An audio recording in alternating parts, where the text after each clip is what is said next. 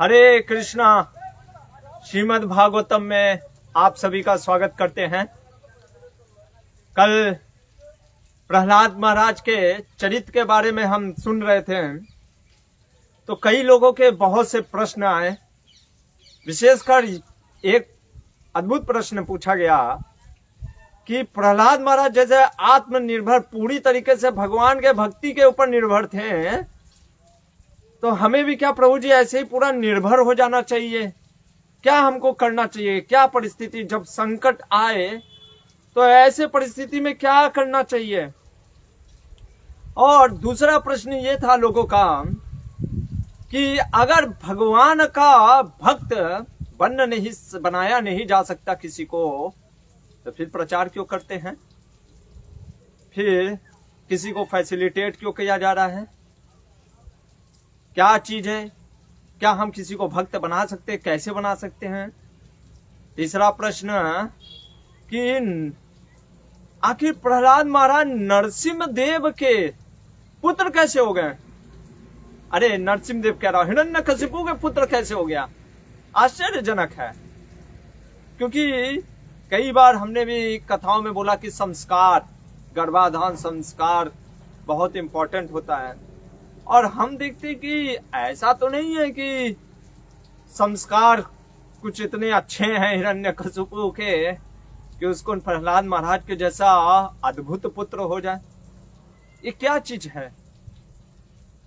ऐसे अनेक प्रश्नों के उत्तर हम आज के प्रसंग में भी देंगे, जहां पे हमारे आचार्यों ने स्वयं अनेक ग्रंथों, पुराणों से, और विशेषकर श्रील विश्वनाथ चक्रवर्ती ठाकुर जो कि हमारे गौड़ीय वैष्णव संप्रदाय में आचार्य हुए हैं, उन्होंने अद्भुत टीकाएं दी हैं श्रीमद् भागवतम के ऊपर, सारार्थ दर्शिनी। यदि आपके पास भी उपलब्ध, ये हिंदी और अंग्रेजी दोनों में उपलब्ध है। वैसे टीका तो संस्कृत में है, लेकिन उसका अनुवाद हमारे आचार्यों, हमारे महाराज और बाकी के बाहर के ग्रंथकार लोगों ने भी किए हैं, टीकाकारों ने भी। तो बहुत अद्भुत प्रसंग, उन सारे प्रश्नों के उत्तर हमारे आचार्यों ने दिए हैं अपने तात्पर्यों में। तो उन तात्पर्यों के माध्यम से हम इन प्रश्नों के उत्तर को देने का प्रयास करेंगे। और अद्भुत आज हम प्रसंग देखेंगे कि जब स्कूल में छुट्टी हो जाता है, अक्सर जब स्कूल में जब इंटरवल या जब टीचर नहीं होते हैं, तो हम देखते हैं कि बच्चे हो हल्ला हल्ला करते हैं, मौज आ जाता है बच्चे। यहाँ पे भी बच्चे हमारे खुश हो रहे हैं, कहते हैं अरे टीचर नहीं रहते तो प्रभु जी बहुत अच्छा रहता है अपना जो मन आता है वो कर लेते हैं। देखेंगे प्रहलाद महाराज उस, ये दर्शाता है प्रहलाद महाराज की महाभागवत थे। अकाल कहने का मतलब है अव्यर्थ कालत्वम, एक क्षण भी व्यर्थ नहीं करते थे। क्या किया उन्होंने ऐसे समय में, इन सभी चीजों को देखते हैं। और जो आपके प्रश्न भी हैं, उन प्रश्नों के उत्तर भी देने का प्रयास करेंगे। जैसे जैसे कहानी में खुद ही हमारे आचार्यों ने उन प्रश्नों के उत्तर दिए हैं, तो उन प्रश्नों के भी उत्तर को हम देते हुए चलेंगे। तो आइए श्रीमद् भागवतम के 7वें स्कंद, जो कि उति, जो कि एक विशेषकर इंक्लिनेशन की, किसी की स्प्रिया होती है भगवान को जानने की, किसी की नहीं होती है। जैसे एक हमारा गुरुकुल का बच्चा, टीलाराम प्रभु नाम है उसका, वो हमसे एक बार पूछा, प्रभु जी मेरे को बचपन से एक गुरुकुल में आने की इच्छा थी, और मैं क्योंकि हमारा अभी कुछ एक नए 2 बच्चे एडमिशन हुए, तो काफी रो रहे थे गुरुकुल में। जब उनके माता पिता उनको छोड़ करके जा रहे थे, काफी रो रहे थे कि अरे आप हमसे प्रेम नहीं करते, हमें छोड़ के जा रहे हैं, इस तरीके से। तो हमारा ये गुरुकुल का बच्चा कहता, प्रभु जी मेरे को तो बहुत बचपन से इच्छा थी गुरुकुल में, ऐसे वातावरण में जहाँ की भगवान के बारे में बात हो, जहाँ पे लोग श्लोक पढ़ाएं, जहाँ पे सुबह उठ करके हम भगवान का दर्शन करें, जहाँ पे ऐसे वातावरण हो, बगीचे हो, वाटिकाएं हो, पर्वतें हो। तो मेरे को तो इच्छा थी। और उसका छोटा सा भाई भी है 5 साल का, उसकी भी इच्छा रहती है, वो भी कहता है मुझे गुरुकुल में रहना है। तो मेरे से कह रहा था, प्रभु जी ये कैसे होता है कि हमको इच्छा होती है और बाकी बच्चे रोते क्यों हैं? जो अक्सर लोग का प्रश्न भी होता है कि कई बार लोग कहते हैं कि अरे कोई भक्ति लेता है, किसी को भक्ति में इंटरेस्ट आता है, किसी को नहीं आता, ऐसा क्या है? तो इन सारे प्रश्नों के उत्तर हमने पहले भी दिए हैं, आगे आज फिर से देंगे। हमारे जो आचार्यों ने अलग अलग प्रश्न पूछे हैं हमारे ऑनलाइन व्यूअर्स लोगों ने, तो उन प्रश्नों का भी उत्तर हम देंगे। चलते हैं आचार्यों का आश्रय लेते हुए गुरु शिष्य परंपरा और श्रील प्रभुपाद जी का कृपा प्राप्त करके हम श्रीमद् भागवतम में प्रवेश करते हैं। ओम नमो भगवते वासुदेवाय। ओम नमो भगवते वासुदेवाय। ओम नमो भगवते वासुदेवाय। ओम अज्ञानतिमिरान्धस्य ज्ञानाञ्जनाशलाकया चक्षुरुन्मीलितं येन तस्मै श्रीगुरुवे नमः। नमो विष्णुपादाय कृष्णप्रेष्ठाय भूतले श्रीमते भक्तिवेदान्त स्वामिनिति नामिने। नमस्ते सरस्वते देवे गौरवाणी प्रचारिणे निर्विशेष शून्यवादी पाश्चात्य देशतारिणे। जय श्री कृष्ण चैतन्य प्रभु नित्यानंद श्री अद्वैत गदाधर श्रीवासादि गौर भक्त वृंद। हरे कृष्णा कृष्ण कृष्ण हरे हरे, हरे राम राम राम हरे हरे, हरे कृष्णा।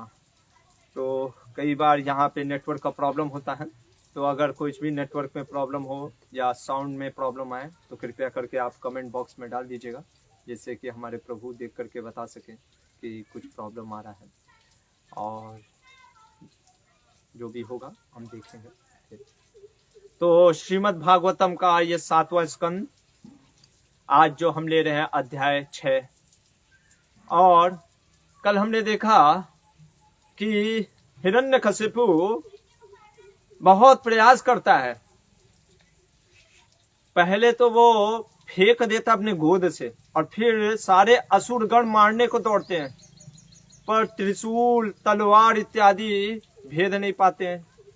जैसे कि नयनम छिंदंती शस्त्राणी, भगवान ने कहा कि छेद नहीं कर पाते शस्त्र, वैसे शस्त्र छेद नहीं किए।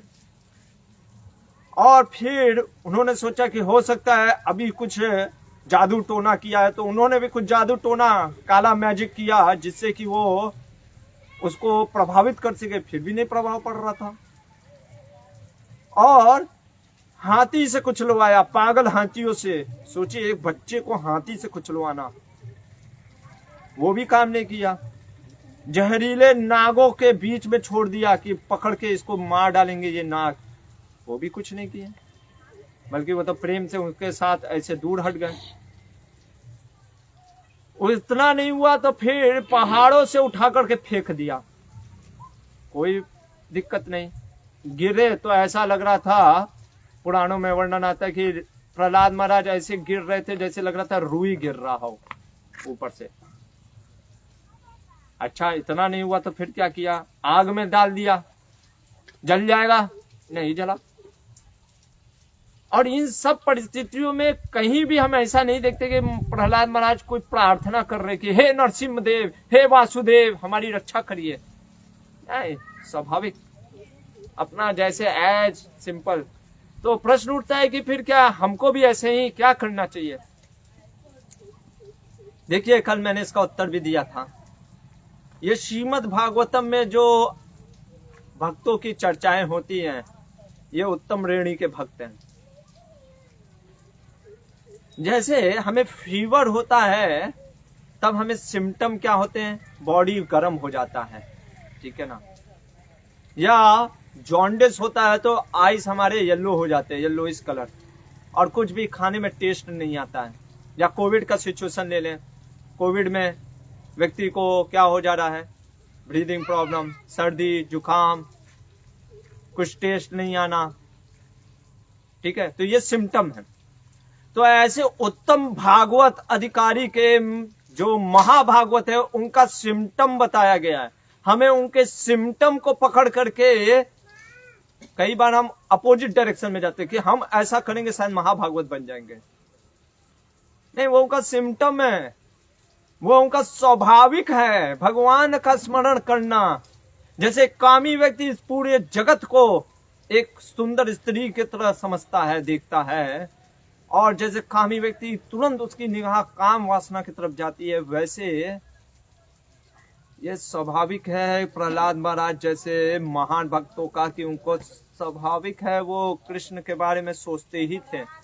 चाहे दुख आए या सुख आए, वो हमेशा जैसे मैग्नेट अट्रैक्ट करता है आयरन को, वैसे वो थे। हमें क्या करना चाहिए? हमें वो करना चाहिए जो हमको करना चाहिए। कहने का अर्थ है, अगर परिस्थिति आती है, ऐसी परिस्थिति जहां पे हम जैसे बच के निकलना चाहिए, तो हमें प्रयास करना चाहिए।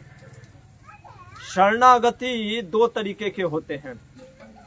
एक शरणागति होता है जिसमें अर्जुन ने भगवान का शरण लेकर के युद्ध किया, और एक शरणागति है द्रौपदी का, जिसने दोनों हाथ ऊपर खड़े करके कह दिए, गोपी जन वल्लभ हे गोविंद हे द्वारिकाधीश। दोनों ही शरणागति है। और हमको भी देश काल पात्र के अनुसार शरण लेना है। मुख्यतः हमें कृष्ण का शरण लेना है, ये ध्यान रखना है। वो कैसे लेना है, कब लेना है, और किस प्रकार से वो शरण होगा, वो परिस्थिति पे निर्भर करता है। इसलिए प्रहलाद महाराज का अनुकरण नहीं करना है, अनुसरण करना है। उनकी भगवत भक्ति जैसे उनकी इतनी निष्ठा, श्रद्धा, आज देखेंगे उनका इंस्ट्रक्शन, उसको हमको आज उनके उपदेश को सुनना है। तो ये चीज हमको पहले समझना है। दूसरा प्रश्न लोगों ने पूछा, हिरण्यकशिपु ने छोड़ क्यों दिया फिर प्रहलाद को? जब सब प्रकार से उसने देख लिया कि मर नहीं रहा है, तो फिर भी गुरुकुल में भेज दिया।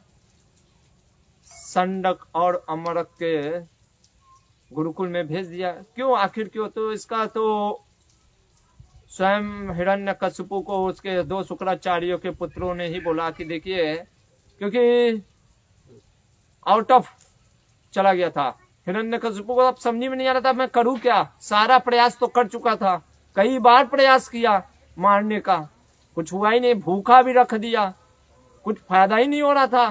तो वो सोचा कि अभी क्या करें। तो उन्होंने कहा कि देखिए, जब तक हमारे आचार्य मतलब पिताजी नहीं आ जाते हैं, तब तक काम करिए, इसको भेज दीजिए गुरुकुल में। हम इसको सिखाएंगे, समझाएंगे, और फिर से इसको पढ़ाएंगे। हो सकता है ये समझ जाए, नहीं समझेगा तो ये आचार्य आएंगे तो फिर हम देखेंगे। इसलिए हिरण्यकशिपु ने भेज दिया। तो अभी भगवान नरसिंहदेव के परम भक्त प्रहलाद महाराज जी, तो एक बार क्या हुआ, टीचर गुरुकुल में नहीं थे, चले गए किसी कार्यवश, कोई यज्ञशाला में। बच्चे फ्री थे, बच्चों ने कहा चलो प्रहलाद, चलो चलो थोड़ा सा घूमेंगे, थोड़ा सा खेलेंगे, खेलने का समय हो गया, टीचर नहीं है, मस्ती करते हैं। तो प्रहलाद ने कहा, अरे सुनो सुनो सुनो, इधर आओ इधर आओ इधर आओ, खेलते तो हमेशा रहते हैं हम लोग, आओ आज मैं तुमको एक अच्छी चीज ही बताता हूँ। अभी वो प्रहलाद महाराज के बात क्यों सुन रहे थे? क्योंकि प्रहलाद महाराज पे उनको गर्व था। और प्रहलाद महाराज बहुत विद्वान थे। जैसे कोई क्लास का टॉपर लड़का हो, अगर वो कुछ बोलता है तो सब बच्चे हाँ हाँ हाँ कुछ बोल रहा है, अच्छा लड़का है। और उसका अगर सबसे मित्रता है, क्योंकि भगवान का है, सुइदम सर्वभूतानाम, सबको मित्र समझते थे। सब आ जाओ आ जाओ आ जाओ। तो जो लोग, सब नहीं, पर जो लोग प्रभावित नहीं हुए थे अभी भी इन असुर गणों के शिक्षाओं से, उन्होंने कहा चलो भाई प्रहलाद कुछ बताना चाह रहा है। क्या बता रहा है? सोचिए, 5 साल का बालक वो चीज बता रहा है जो कि श्रीमद् भागवतम। कौन श्रीमद् भागवतम क्या है? हमारे महाप्रभु जो राधा कृष्ण प्रणय विकृति रल्लाधनी शक्ति रस्मान, राधा कृष्ण स्वयं है भगवान महाप्रभु, और वो कहते हैं कि श्रीमद् भागवतम पुराण ममलम प्रेमा पुमार्थो महान। प्रेम देने वाला है ये कृष्ण प्रेम श्रीमद् भागवतम, जो कि व्यास देव ने कहा है कि इसमें भागवत धर्म की चर्चा हुई है। उस में 5 साल का बालक अपने गुरुकुल में जो छुट्टी के दौरान क्या बात कर रहा है बच्चों से, वो चीज वर्णन है। चलिए हम भी सुनते हैं, क्योंकि ये चीज नारद मुनि उसके गुरु युधिष्ठिर को राजसूय यज्ञ में सुना रहे हैं, और ये चीज सुखदेव गोस्वामी एक परीक्षित महाराज जो कि 7 दिन में मरने वाला है उनको सुना रहे हैं। अरे कोई 7 दिन में मरने वाला है उसको कोई, और वो भी पूछ रहा है मेरा उत्तम चीज बताइए क्या मुझे सुनना चाहिए, तो हमें भी समझना चाहिए कि ये शायद श्रेष्ठकर है।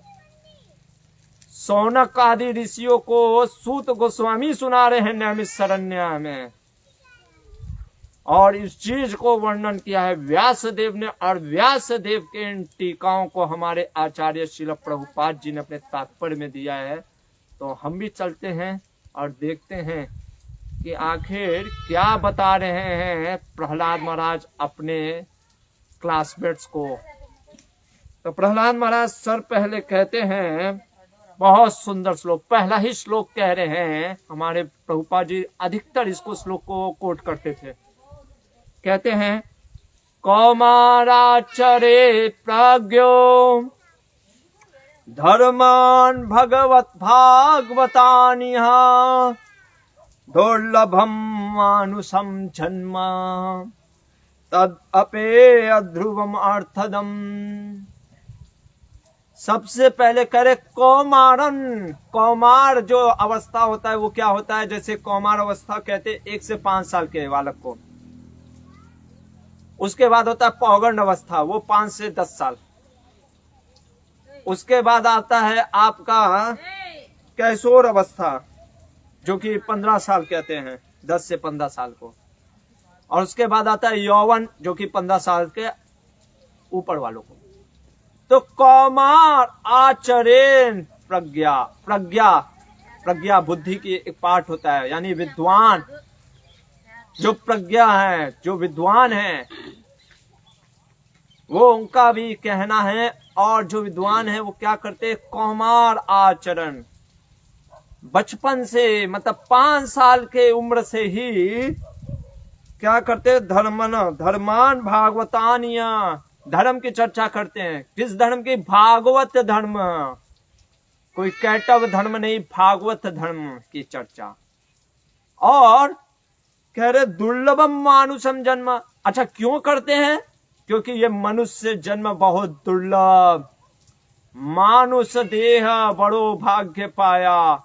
अरे मानुष्य धन जो है ना बहुत भाग्य से मिला है, इसलिए ये भले क्षणिक है,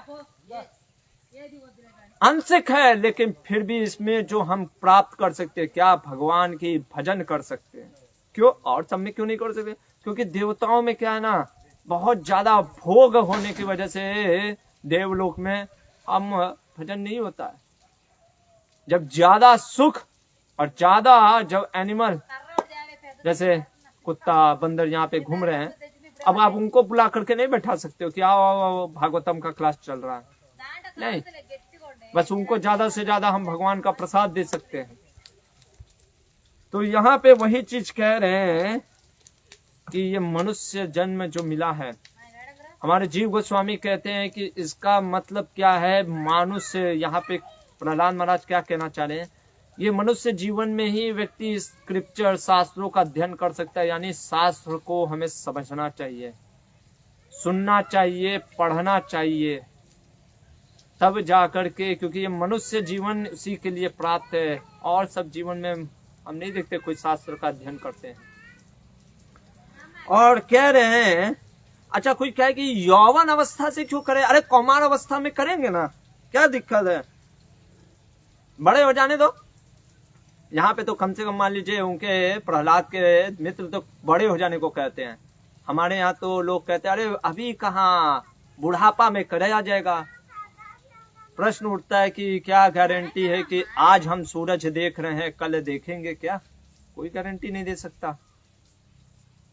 तो इसलिए प्रहलाद महाराज कहते हैं नहीं नहीं नहीं नहीं नहीं नहीं, अरे कल रहो या ना रहो कौमार अवस्था में, तो मान लीजिए प्रहलाद से कहे अरे लेकिन अगले जन्म में कर लेंगे ना, क्या दिक्कत है, कौन सा छूटा जा रहा है। लोग कहते ना अरे करेंगे अगले जन्म में, यानी इनको विश्वास था कम से कम अगले जन्म पिछले जन्म, आज तो वो भी विश्वास नहीं है हम लोग को। तो हमारे प्रहलाद महाराज कहते क्या गारंटी है कि तुमको मनुष्य जन्म मिलेगा? ऐसा तो गारंटी कहीं लिखा नहीं है कि मनुष्य जन्म मिलेगा। तो इसलिए बहुत भाग्य से मिला ये मनुष्य जन्म, इसका उपयोग करना चाहिए और हमें भगवान का धर्म का भजन करना चाहिए, भागवत धर्म। तो अब पूछते कि अच्छा भागवत धर्म कैसे करना चाहिए? तो उसके उत्तर में अगले श्लोक में प्रहलाद महाराज कह रहे हैं, जैसे भी जिस अवस्था में भी काले स्थित, जिस स्थिति में है, जिस जगह पे है, जैसे भी हमें भगवान का भजन, विष्णु का भजन करना स्टार्ट कर देना चाहिए।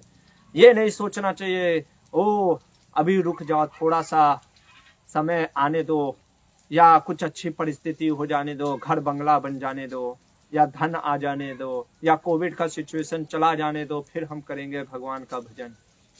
नहीं, किसी परिस्थिति, किसी काल के लिए भक्ति वेट नहीं करती। महाप्रभु ने तो कहा है, नाम नामकारी बहुधा निज सर्वशक्ति, तत्ता पिता नियमिता स्मरणे न काला। किसी काल, किसी देश, किसी परिस्थिति, किसी समय हम किसी जगह पे भगवान के नाम का स्मरण कर सकते हैं। हरे कृष्णा कृष्णा कृष्णा हरे हरे, हरे राम राम राम हरे हरे। और आगे कहते हैं प्रहलाद महाराज की जीवन का उद्देश्य, एजुकेशन का उद्देश्य क्या होना चाहिए? भगवान की चर्चा करना, भगवान को समझने का ये गोल होना चाहिए एजुकेशन का, ना कि सिर्फ इसी चीज में लगे हुए हैं कि ये मेरा शत्रु है, ये मेरा मित्र है। और कह रहे विष्णु पादो सर्पणम, किसी प्रकार से विष्णु के चरण की सेवा में लगना है, ये जीवन का, ये हमारे गुरुकुल, क्योंकि गुरुकुल के बच्चों को बता रहे थे एजुकेशन का लक्ष्य है। तो मान लीजिए उनसे पूछें कि अच्छा ये बताओ भौतिक सुख में क्या प्रॉब्लम है, क्या दिक्कत है यार, हम अगर उस चीज में लगे नहीं, कहते हैं कि अरे उस चीज में क्यों लगना, हर योनि में लगे हो। ऐसा थोड़ी ना है कि इस मनुष्य जीवन में ही ये भौतिक सुख मिल रहा है, हर योनि में मिलता है, सुअर को भी मिलता है, कुत्ते को भी मिलता है, उसको उस चीज में मिलता है।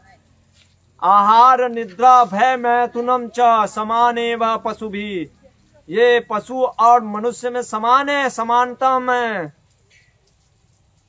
इसलिए और कह रहे प्रहलाद महाराज, अरे सुनो, तुम दुख की आशा करते हो क्या?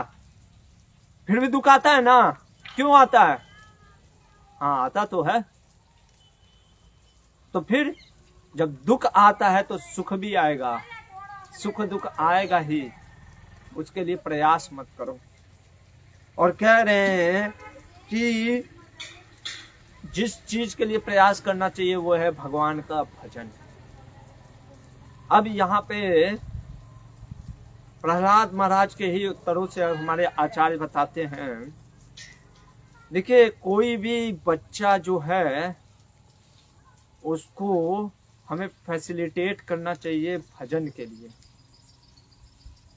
हमको उसको भजन के लिए प्रोत्साहन करना चाहिए, प्रोत्साहित करना चाहिए कि कैसे वो भजन करे।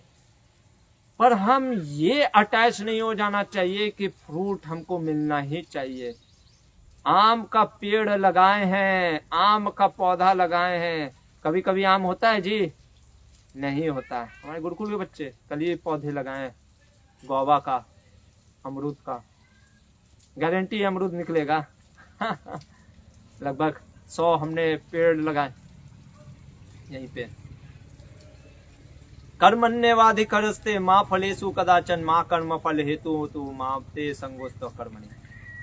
अमरूद हो भी सकता है, ऐसा नहीं है, हम प्रयास करेंगे, पानी देंगे हर दिन, लेकिन हो सकता है कि कोई नोच करके चला जाए, कोई जानवर तोड़ दे, या कुछ भी परिस्थिति आ जाए, या हो ही ना हो, बीज खराब हो जाए। आपका कर्तव्य है कर्म करना, कर्तव्य को पालन करना, लेकिन भगवान अर्जुन को वही कहते हैं, ये सोचो नहीं कि रिजल्ट तुम्हारे हाथ में है। और ये भी मत सोच करके बैठ जाओ कि जब रिजल्ट हमारे हाथ में है तो फिर मैं कर्तव्य क्यों करूं, जब अमरूद आएगा ही नहीं तो फिर मैं लगाऊं क्यों। नहीं, लगाना चाहिए, क्योंकि आएगा, अगर हम उसका देखभाल करेंगे तो आएगा। हाँ, ये अटैच नहीं होना चाहिए कि 100 ही आना चाहिए। हम पेड़ लगाए हैं तो 100 अमरूद हर साल हमको मिलना चाहिए खाने के लिए, नहीं, वो तो फिर गड़बड़ हो जाएगा। 100 भी आ सकता है, 2 भी आ सकता है, उसके लिए तैयार रहना चाहिए। उसी तरीके से फैसिलिटेट करना चाहिए बच्चों को कि भगवान में जुड़े। लेकिन ये कहना कि प्रहलाद के जैसा महाभागवती ही बनना चाहिए, तब तो हम शायद फ्री विल को समझ नहीं पाए। जीवात्मा के जो फ्री विल होता है उसको अभी तक समझे नहीं। भगवान श्री कृष्ण का एक पुत्र था, जानते हो क्या नाम था? भौमासुर, बहुत बड़ा राक्षस था, कृष्ण का बेटा राक्षस। हमारे अद्वैत आचार्य, अभी कुछ ही 3 दिन बाद अद्वैत आचार्य जी का 4-5 दिन बाद आविर्भाव दिवस है। उनके 7 पुत्र मायावादी हो गए। क्यों? प्रभुपाद, हमारे श्रील प्रभुपाद परम वैष्णव, महाभागवत, पर उनकी पत्नी क्या महाभागवत थी? उनके पुत्र हाँ पायस लोग हैं, बहुत अच्छे हैं, भजन करते, पर क्या श्रील प्रभुपाद के जैसे महाभागवत है? तो ये कहना कि किसी को हम महाभागवत बनना ही चाहिए, अगर महाभागवत के संपर्क में आया है तो कितने लोग प्रभुपाद के संपर्क में आए, कितने हुए और कितने छोड़ के भी चले गए। क्योंकि ये जीव आत्मा का भी फ्री विल है उसको भजन करना या भक्ति करना। आप किसी को चाउमीन पास्ता दे सकते हो प्लेट में, खाना ना खाना उसकी जिम्मेदारी है। बेसन का हलवा दे सकते हो, खाना ना खाना उसकी जिम्मेदारी। आप सोचोगे ओ पूरा एकदम घी से मैंने बेसन के हलवा बनाया है, पूरा उसमें घी लबलबा के एकदम दिख रहा है। अब वो डिपेंड करता है, बच्चे कभी कभी नहीं खाते हैं, तो ये कहना कि नहीं नहीं मैंने मेहनत किया, खाना ही पड़ेगा, तब तो फिर हम कंट्रोलर होना चाह रहे हैं। यानी जो कि भगवान कहते हैं भोक्तारम यज्ञ तपसाम सर्वलोक महेश्वरम, मैं हूं सारे लोकों का महेश्वर। तो वही चीज यहाँ पे प्रहलाद महाराज अपने मित्रों को समझा रहे हैं कि देखो ये जो मटेरियल हैप्पीनेस है ना, इसके लिए कार्य मत करो। ये आएगा, जैसे दुख आता है वैसे सुख आता है। अरे इसके लिए कार्य करोगे तो क्या होगा, तुम्हारा समय भी बर्बाद होगा, आयु भी खत्म होगी, एनर्जी जा रहा है, टाइम जा रहा है तुम्हारा। उससे अच्छा है कि उस चीज के लिए प्रयास करो ना जब एनर्जी आपके पास थोड़ा ही सा है। एक तो पहले ही से 100 वर्ष है, उसमें भी एनर्जी है। आज का भोजन खा करके तो इतना एनर्जी हमें आता नहीं है, उसमें भी हम सारा एनर्जी अगर लगा देंगे मटेरियल हैप्पीनेस मिलाने में, तो फिर भगवान का भजन कहाँ से होगा। और इसलिए कह रहे हैं कि मेरा मानना यह है कि जब तक ये शरीर स्वस्थ है कर लो भजन। देखिए कितना अपोजिट है प्रहलाद महाराज की शिक्षा और बाकी बाहर के लोग क्या कहते हैं, करेंगे ना भजन, अभी समय है करेंगे। प्रहलाद महाराज करे नहीं, समय नहीं है अभी करो, बाकी सब चीज बाद में करना है। जैसे कहते हैं ना काल करे सो आज कर, आज करे सो अब, कि कल का काम आज कर लो। इसको लोगों ने मटेरियल चीज में लगा दिया, जबकि ये दोहे लिखे गए थे भगवान के भजन के लिए कि भगवान का भजन कल करने की जगह पे आज करो, और आज अगर सोचा है तो अभी से स्टार्ट करो। पर हम हर चीज का परपोर्ट अपना खुद दे देते, नहीं भजन करेंगे क्या जाता है, बहुत लंबी आयु है हमारी। तो प्रहलाद महाराज कह रहे देखो 100 वर्ष तो पहले हमारे पास, अभी ये 100 वर्ष हर का अलग अलग होता है। ब्रह्मा जी का 100 वर्ष अलग होता है, ये सतयुग में जो 100 वर्ष है वो 100 वर्ष अलग होते हैं, क्योंकि ये सब है क्या है, ये एक प्रकार से जो 100 वर्ष जो होता है वो प्रमाणिक कहने का अर्थ है कि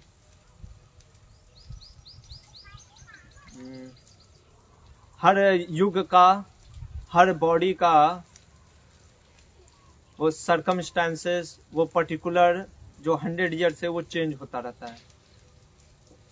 वो काफी रिलेटिव है। जैसे ब्रह्मा जी का 100 साल लगभग हमारे अगर कंपैरिजन किया जाए तो 311 ट्रिलियन ईयर आता है। तो यहाँ पे पहले करे देखो 100 वर्ष है, ठीक है। अगर इंद्रियां का संयम में ना रहे तो क्या होता है, आदमी को सोने की इच्छा होती है। सोना में अच्छा लगता है, हाँ। कितना घंटा सोने की इच्छा करती है? कम से कम 10-12 घंटा। देखिए 12 घंटा कम से कम, हमारे बच्चे भी करे 12 घंटा नींद चाहिए। अगर 100 साल 24 घंटा में अगर 12 घंटा सोएंगे तो 100 साल में 50 साल तो सोने में गया, ठीक है। फिर खेलना भी रहता है ना, क्रिकेट खेलेंगे, वॉलीबॉल खेलेंगे, फुटबॉल खेलेंगे, बैडमिंटन खेलेंगे, तो लगभग पकड़ लेते 10 साल उसमें चला गया, ठीक है। और 10 साल थोड़ा सा बात करेंगे, क्या चल रहा है, उसमें चला गया, तो 20 साल हो गया, 50, 20, 70 साल खत्म। अच्छा 20 साल बुढ़ापा में, लोग कहते हैं हम बुढ़ापा में भजन करेंगे। बुढ़ापा में बीमार आदमी पड़ा रहता है, क्या भजन होगा? हाथ से पानी निकलता नहीं है, कब करता रहता। कहता बेटा हमको भी हलवा खिला दो। हालत बहुत खराब रहता है, बहुत एकदम हालत बहुत ही नाजुक रहता है। और हम सोचते हैं हम बुढ़ापा में भजन करेंगे, कहाँ होता है भजन? बहुत मुश्किल है जब तक बचपन से नहीं किया। तो 20 साल बुढ़ापा ले लीजिए, अब बचा 10 साल, उसमें भी 10 साल में ऑफिस का काम, इधर जाना उधर जाना, ये सब काम करेंगे, तो भजन कहाँ हुआ? ये प्रहलाद महाराज बता रहे हैं। ये निकल गया आपका 100 साल गया। तो इसलिए कह रहे हैं कि सबसे पहले अजितेंद्रिय, जिसकी इंद्रियां संयम नहीं है ना, वो क्या करता है, वो घर गृहस्थी में बहुत आसक्त रहता है। स्नेह पासे दिधर बद्धम, स्नेह के पास में बंधा रहता है और वो छोड़ नहीं सकता। और ऐसा व्यक्ति क्या भजन कर पाएगा? उसको भजन में लगाइए, नहीं लगता है, वो बहुत मुश्किल है। इसीलिए प्रभुपाद जी कहते थे बचपन से ये ट्रेनिंग देना चाहिए गुरुकुल में। ये ट्रेनिंग, कृष्णा कॉन्शियसनेस का ट्रेनिंग बचपन से सिखाना चाहिए बच्चों को, ट्रेनिंग देना चाहिए, ट्रेन करना चाहिए उनको फैसिलिटेट करना चाहिए, उनको समझाना चाहिए कैसे भगवान का भजन में क्या आनंद है। उनको कहानियों के रूप में, प्रहलाद के कहानियों के रूप में कैसे प्रहलाद महाराज, इसीलिए हमने अपने गुरुकुल के बच्चों को भी बैठाया है। भले बहुत कुछ नहीं भी इनको समझ में आएगा, फिर भी क्योंकि ये बीज जा रहा है, ये संस्कार जा रहा है इनको, कि वो सुनेंगे, शायद 20 साल बाद बोलेंगे हाँ प्रभु जी ऐसा कुछ तो बता रहे थे मेरे को। भजन करना ना करना ये उनके ऊपर है, लेकिन कम से कम ये सुनेंगे तो ये संस्कार, ये वासना, इंप्रेशन बन रहा है इनके अंदर। ओ प्रहलाद महाराज, नहीं तो लोग तो बाहर के लोग तो जानते भी नहीं है प्रहलाद महाराज है कौन, ये चीज है। तो यहाँ पे कह रहे हैं कि ऐसा व्यक्ति क्या होता है ना, उसको धन पे बहुत आसक्ति रहता है। मनी इज हनी, अरे मनी के लिए लोग क्या क्या नहीं कर देते हैं। समुद्र में डुबकी मारते हैं, सोना निकालते हैं। स्वर्ण रेखा नदी है ना, हमारे रांची गुरुकुल के तरफ स्वर्ण रेखा नदी बहती है।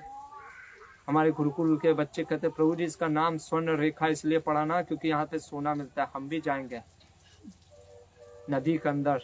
समुद्र में जैसे लोग जाते हैं वो मोती और ये सब ढूंढने के लिए कितना प्रयास करते हैं। यहाँ हम देखते हैं कई बार लोग पैसे के लिए कितना दिन रात इधर भागते रहते हैं। कई बार लोग प्रोफेशन भी लेते हैं ये सब चीज का, बहुत खतरनाक प्रोफेशन लेते हैं, जान जोखिम में डाल देते हैं। कई बार लोग हम देखते भी हैं जान जोखिम में डाल देते, क्यों? मनी के लिए, पैसे के लिए। तो मनी इज हनी, ट्रू। तो कह रहे प्रहलाद महाराज, जिसको मनी हनी लग रहा है उसको कृष्ण के चरण में हनी कहाँ से मिलेगा? उसका तो मन उधर ही लगा हुआ ना। इसीलिए महाप्रभु ने ना धनम ना जनम ना सुंदरिम, सबसे पहले ना धनम, क्योंकि धन की आसक्ति बहुत तीव्रता होती है। एक बार धन का चस्का लग जाता है, आहा, इतना आनंद आता है कि छोड़ने का मन नहीं करता है। जब नहीं आ रहा होगा आवाज ना बताना, नोटिफिकेशन आता है उसको हटाना होगा। तो यहाँ पे कहते हैं प्रहलाद महाराज क्या बोल रहे हैं कि जो व्यक्ति का पैसे में इतना मन लगा हुआ है, जो व्यक्ति पैसे में एकदम दिमाग उसका घुसा हुआ है, उसको क्या होता है, उसका अटैचमेंट होता है घर गृहस्थी से। हमें ये बिल्डिंग बनाना है, ये ऐसे करना है, ये सब चीज उसी में उसका दिमाग चलता रहता है स्नेह से। और उसको हमेशा आकृतियां स्वप्न में भी आता रहता है, अरे मैं पैसा गिन रहा हूं, पैसा पैसा पैसा कैसे आ रहा है। और कहते हैं कि ऐसा व्यक्ति कैसे उस चीज का संग छोड़ सकता है, विशेषकर अपनी पत्नी मैथुन जीवन। अरे बहुत मुश्किल है मैथुन जीवन को त्यागना। और फिर उस मैथुन जीवन से, काम से जो पुत्र, छोटे छोटे बच्चे तोतले भाषा में पप्पा पप्पा बोलते हैं या मम्मा मम्मा, वो चीज से आकर्षण कैसे हटेगा? स्वाभाविक है, नहीं जाता है आकर्षण। और फिर वृद्ध माता पिता हैं, उनकी भी सेवा है भाई, उनको भी नहीं छोड़ा जा सकता। और तो और इतना घर में आराम है, फर्नीचर है, नहाने को एकदम ठंडे मौसम में गरम गरम गीजर का पानी लगा है, कहां से ये सब छूटेगा? सोफा है, ये सब चीज। प्रहलाद महाराज कह रहे हैं ऐसा व्यक्ति जो सुख आराम ये सब चीज में लगा, उसको नहीं जाता ये सब आसक्ति। ऐसा व्यक्ति मुक्त नहीं हो पाता जल्दी। ये नहीं है कि चुटकी बजाता आदमी सोचता है कि हाँ हम बुढ़ापा में भजन कर लेंगे, नहीं होता है। इतना आसान नहीं है भगवान का नाम निकालना मुंह से। और कह रहे हैं कि यदि कोई पारिवारिक इस पालन पोषण में इतना रक्त है और अपनी इंद्रियों को वश में नहीं कर पाता है, जिसका मन सदैव इस भोग आसक्ति में डूबा रहता है, ऐसे व्यक्तियों के लिए धन के प्रति आकर्षण, स्त्री के प्रति आकर्षण, नेम फेम के प्रति आकर्षण, ये जाता नहीं है। और कह रहे हैं ऐसे लोग कई बार, क्योंकि धन के प्रति इतना आकर्षण होने के लिए ना, कई बार गलत कार्य भी करते हैं। और देखते भी हैं कि राज का दंड मिलता है, चोरी कर, कई बार चोर चोरी करने के लिए भागता है, रात को सबरी सोया रहता है तो चोरी करने के लिए जाता है। और देखता भी है कि पुलिस पीटती है चोर को, पूरा उठा के टांग देती है उल्टा और पीटती है डंडे से, फिर भी उसका कहता नहीं नहीं नहीं हम सक्सेसफुल हो जाएंगे, वो सब गिर गए, कोई बात है। अब मान लीजिए पुलिस अगर नहीं भी पीटी, सरकार ही मान लीजिए चोर निकल गई, तो यमराज जी से तो नहीं ना बच सकते हैं, कई प्रकार के नरक हैं। तो प्रहलाद महाराज कह रहे हैं कि बताइए व्यक्ति इतना आकर्षित होने के कारण ये सब पाप में भी लग जाता है। और कह रहे हैं कि इतना ही नहीं, कोई वेदों शास्त्रों का अध्ययन भी किया है विद्वान, अगर उसका भी मन और इंद्रियां संयम नहीं है, वो भी गिर सकता है। अरे वो भी पाप का, अज्ञान के कारण पाप में लग जाता है। और कह रहे हैं ये जो मुक्ति है ये बहुत रेयर है, इसलिए इसके लिए प्रयास करो। जो बहुत रेयर है, जो बहुत मुश्किल से मिलने वाला है, जिसके लिए प्रयास करना पड़ता है, उसके लिए प्रयास करो। अरे जिसके लिए प्रयास नहीं भी करोगे फिर भी आएगा अपने कर्म के अनुसार, उसके लिए क्यों इतना भाग दौड़ करना। और कहते हैं इसलिए हे असुरों के पुत्र, मेरे मित्रों, हमें क्या करना चाहिए? सर्वप्रथम पहले ऐसे असुरों से, दुष्टों से दूर रहो। असत्संग त्याग यही वैष्णवाचार। सबसे पहला असत्संग त्याग करो। असत्संग त्याग करने का मतलब उनके विचार को ना लो, उनके विचार को सुनो नहीं जो बोलते हैं। दूसरा चीज, भगवान नारायण को अपना शत्रु मत समझो। ये जो हम लोग को पढ़ाया जाता है ना कि विष्णु हमारा शत्रु है, नहीं, हमारे शुभ चिंतक हैं, हमारे सुहृदम हैं, और हमारे ही नहीं सभी के हैं। वो हमको बताया जाता है किसी वो देवताओं के नहीं, वो सभी के सुहृदम है, क्योंकि वो परमात्मा के रूप में हमारे हृदय में स्थित है। और इसलिए कहते हैं कि हमारा उद्देश्य क्या होना चाहिए? वो भगवान नारायण को प्रसन्न करना ही हमारा जीवन का उद्देश्य हमें बनाना चाहिए आज से, क्योंकि वो परमात्मा के रूप में हमारे हृदय में है, हमारे परम मित्र हैं। और कह रहे हैं कि भगवान नारायण क्योंकि हमारे हृदय में है, हमारे मित्र हैं। अरे जो हमारे इतना करीब है उसको प्रसन्न करने के लिए बहुत बड़ा कोई विशेष कार्य नहीं करना पड़ता है। गीता में भी भगवान कहते हैं पत्रम पुष्पम फलम तु यम यो में भक्त्या प्रयच्छति। अरे थोड़ी सी भी अगर कोई भक्ति भजन में लग जाता है, भगवान बहुत इच्छुक रहते हैं। देखते हैं ओ विशाल प्रभु भजन कर रहा है, आज सुबह सुबह मॉर्निंग प्रोग्राम में आया है, चैंटिंग कर रहा है, माला जप कर रहा है, अच्छे से पढ़ाई कर रहा है। खुश हो जाते हैं भगवान। और भगवान और हमको ऐसे महान गुरुओं से मिलाने का मौका देते हैं। ब्रह्मांड भ्रमिते कौनो भाग्यवान जी, गुरु कृष्ण प्रसादे पाए भक्ति लता भी। भगवान गुरु, आचार्य, शास्त्र और परमात्मा के रूप में हमको गाइडेंस देते हैं। भगवान गीता में कहते हैं कि मैं बुद्धि देता हूं जिससे कि वो मुझे प्राप्त कर सके। तो बहुत आसान है, सरल है, कह रहे प्रहलाद महाराज, बस हमें प्रयास करना है। और कहते हैं कि ऐसा कभी मत सोचना कि हम दानव हैं इसलिए भगवान को प्राप्त नहीं कर सकते। नहीं, हर एक कोई नारायण को, वासुदेव को प्राप्त कर सकता है, क्योंकि वासुदेव ही सभी के हृदय में है। और क्या कहते हैं प्रहलाद महाराज कि ये जो भगवान है जो सभी जगह सर्वव्याप्त हैं, चाहे वो ब्रह्म लोक हो, चाहे वो पाताल लोक हो, चाहे वो ब्रह्मा हो, चाहे वो एक चींटी हो, सभी के हृदय में। ऐसा नहीं सोचना चाहिए ओ हो सकता है हमारे हृदय में नहीं है, सभी के हृदय में है। सभी के परमात्मा के रूप में भगवान है व्याप्त। और कहते हैं ये भगवान को कभी भी हमें ये नहीं सोचना चाहिए कि अरे भगवान को हम शायद नहीं समझ सकते, नहीं समझ सकते।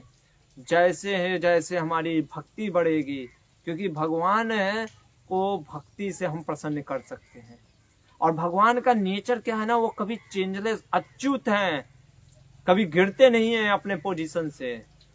और कह रहे हैं कि उनका रूप सच्चिदानंद है। इस प्रकार से कह रहे हैं प्रहलाद महाराज कि तस्मा सर्वेषु भूतेषु दयां कुरुत सौहृदं भावम् आसुरम् उन्मुच्या यया तुष्यते अधोक्षजा। इसलिए हमें क्या करना चाहिए? कहते हैं कि इसका मतलब ये नहीं समझ लेना चाहिए कि ओ भगवान शायद किसी किसी के सिर्फ परमात्मा के रूप में है। नहीं, सभी के परमात्मा, सभी के हृदय में परमात्मा के रूप में। और सबसे भगवान प्रसन्न तब होते हैं जब हमारे अंदर करुणा की भावना आ जाती है, जीवों के प्रति दया, जीव दया करना स्टार्ट करते हैं। और सबसे बड़ा जीव दया क्या है? न च तस्मान मनुष्येषु कश्चिन में प्रिय कृतमानी। भगवान गीता में कहते हैं कि जो ये भागवत का प्रचार करते हैं, जो भगवान से जोड़ने का मौका देते हैं, ऐसे लोग मुझे बहुत प्रिय हैं, क्योंकि वो जीव का सही में परम कल्याण कर रहे हैं।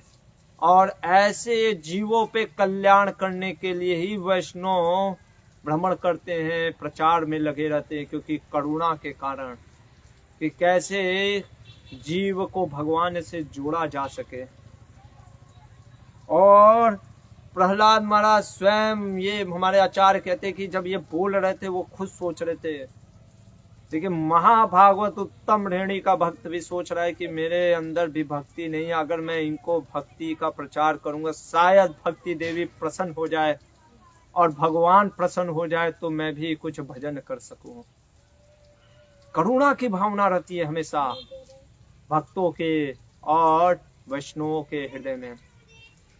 और एक ही जीवन का लक्ष्य होना चाहिए। प्रहलाद महाराज कह रहे देखो, भक्ति करना है तो एक ही जीवन का लक्ष्य है कि भगवान की प्रसन्नता के लिए। ये नहीं कि हमको बहुत बड़ा प्रचारक बनना है, हमें बहुत बड़ा कीर्तनिया बनना है। ये नहीं जीवन का लक्ष्य होना चाहिए। जीवन का लक्ष्य भगवान की प्रसन्नता के लिए होना चाहिए। और इसलिए कहते हैं जो व्यक्ति भगवान को प्रसन्न करता है उसके लिए ये जो शास्त्रों में, वेदों में धर्म, अर्थ, काम, मोक्ष की बात की गई है, वो सब उसको स्वाभाविक, उसके लिए उसको सोचना नहीं पड़ता है, उसके लिए उसको चर्चा नहीं करना पड़ता है, क्योंकि भगवान उसको बुद्धि देते हैं कि कैसे वो अपने जीवन में भगवान को प्राप्त कर सकता है, अपने जीवन में कैसे वो भगवान में लग सकता है। अच्छा, कोई प्रश्न करे कि फिर लेकिन हम तो देखते हैं वेदों में इतने धर्म, अर्थ, काम, मोक्ष पे कितने आचार्यों ने, कितने लोगों ने, कितने ऋषि मुनियों ने अपने तर्क वितर्क पेश किए हैं, तो फिर तो प्रहलाद महाराज कहते वो है, मना नहीं कर रहा, यस देयर आर, वो हैं। और वो उन लोगों के लिए हैं जिनको भगवत चर्चा नहीं पसंद है। मैं आपको हाईएस्ट चीज दे रहा हूं। अरे मैं तुमको 1000 रुपया दे रहा हूं, 1000 रुपये में 100 रुपया आता है कि नहीं? आता है ना? 10 रुपया भी आता है। तो जब 1000 रुपया मिल रहा है तो तुम 100-10 की चिंता क्यों कर रहे हो? जिसको 10-100 दिया जा रहा है वो चिंता करेगा ना 10-100 का।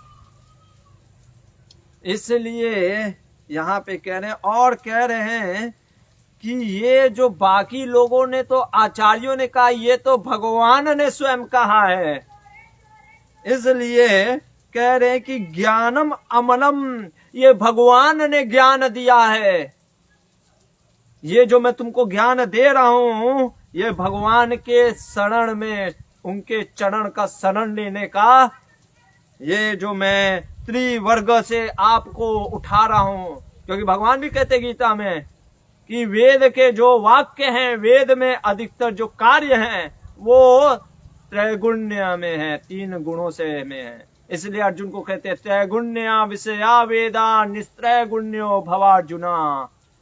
इन 3 गुणों से, वेदों में जो 3 गुणों पे ज्यादा चर्चा की गई है उस पे से उठो अर्जुन, और 3 गुण उस पे उठ करके उस गुणों से परे होकर के विशुद्ध सत्व में लगो, उसके लिए प्रयास करो। वही चीज प्रहलाद महाराज कह रहे, ये जो मैं आपको बता रहा हूं, ऐसा मत सोचो कि मैं अपने मन से बता रहा हूं ना, गुरु परंपरा। देखिए प्रहलाद महाराज भी कह रहे कि ये चीज मैंने, भगवान ने डायरेक्ट नारद मुनि को बताया था। नारद मुनि क्योंकि भगवान के बहुत ही प्रिय कर हैं, ब्रह्मा जी के थ्रू भी नारद मुनि ने भागवत सुना और भगवान के थ्रू भी। तो नारद मुनि ने मुझे बताया है, वो नारद मुनि ने मुझे बताया जो नारद मुनि को भगवान ने बताया था। इसलिए बाकी लोगों के तो अपने खुद के विचार हैं, जैसे कर्म मीमांसा, ये सब थ्योरी जो है वेदों में दिए हैं, वो कुछ लोगों के लिए, पर एक साधु के लिए जो भगवत चर्चा करना चाहता है, उसके लिए भगवान ने भागवत धर्म दिए हैं। और वही भागवत धर्म मैं आपको बता रहा हूं जो नारद मुनि ने मुझे बताया था।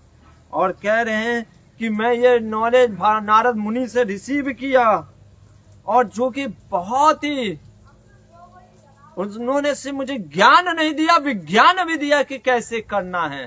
जैसे प्रभुपाद जी ने हमारे ज्ञान दिया, भगवत ज्ञान दिया ये आचार्यों ने तात्पर्य से, और फिर विज्ञान दिया कैसे जीवन में प्रैक्टिस करना है। 16 माला का जप, मंगला आरती, भगवान का भोग लगा करके प्रसाद ग्रहण करना, भगवान के अर्च विग्रह की सेवा करना, भगवान के लिए प्रयास करना, शारीरिक सेवा। तो ये विज्ञान भी दिया मुझे नारद मुनि ने, कैसे प्रयोग में लाना है भगवान के भजन से। और इसलिए मेरा आप सभी लोगों से मत है कि कृपया इस भक्ति को लीजिए। तो मान लीजिए गुरुकुल के वो जो मित्र हैं उसके, उन्होंने बोल दिया 1 मिनट, हमारे गुरुकुल में तो ये 2 प्रभु जी ही पढ़ाते हैं, अमर और समर और अमर, ये 2 ही तो टीचर है, समद और अमर। जैसे हमारे यहाँ पे 2 प्रभु जी ही पढ़ाते हैं, ये तीसरा नारद मुनि कब से आ गए? ये नारद मुनि कब से पढ़ाने लग गए? हमने तो कभी नहीं देखा। क्या एक्स्ट्रा क्लास लेते थे क्या नारद मुनि? हम लोग क्या कहाँ रहते थे? नहीं, नारद मुनि कहाँ, हमने तो कभी देखे नहीं। और दूसरा चीज, तुम कैसे पढ़ सकते? तुमको तो बंदी बनाया हुआ है तुम्हारे पिता ने, राजा ने। कब तुम सीख लिए? नारद मुनि कब आ गए? कभी तो हमने देखा नहीं नारद मुनि को कि नारद मुनि ने तुम्हें आकर के सिखा दिया हो।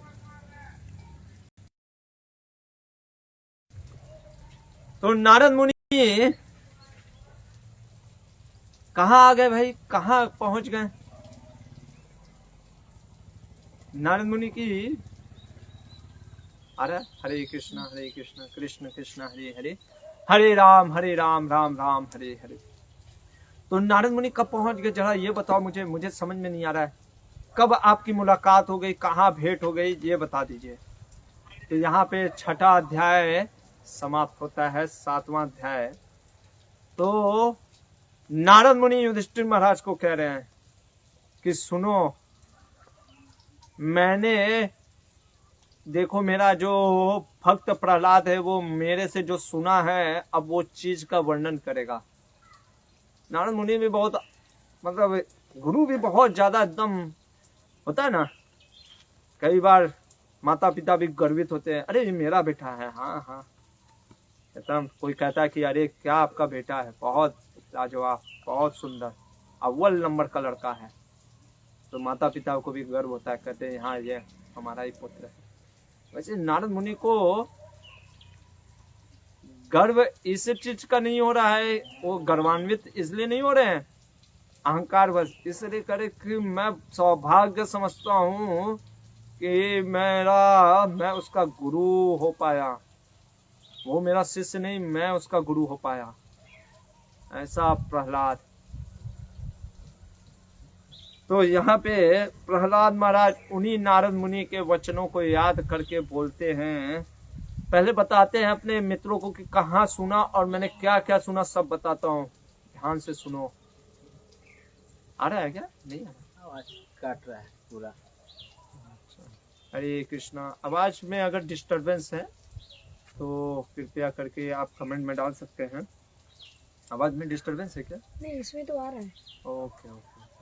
अगर कोई भी आवाज में डिस्टरबेंस है तो कृपया करके आप कमेंट में डाल दीजिएगा, क्योंकि कई बार नेटवर्क प्रॉब्लम होता है यहाँ पे, आउटस्कर्ट में है इसलिए। तो ठीक है, अभी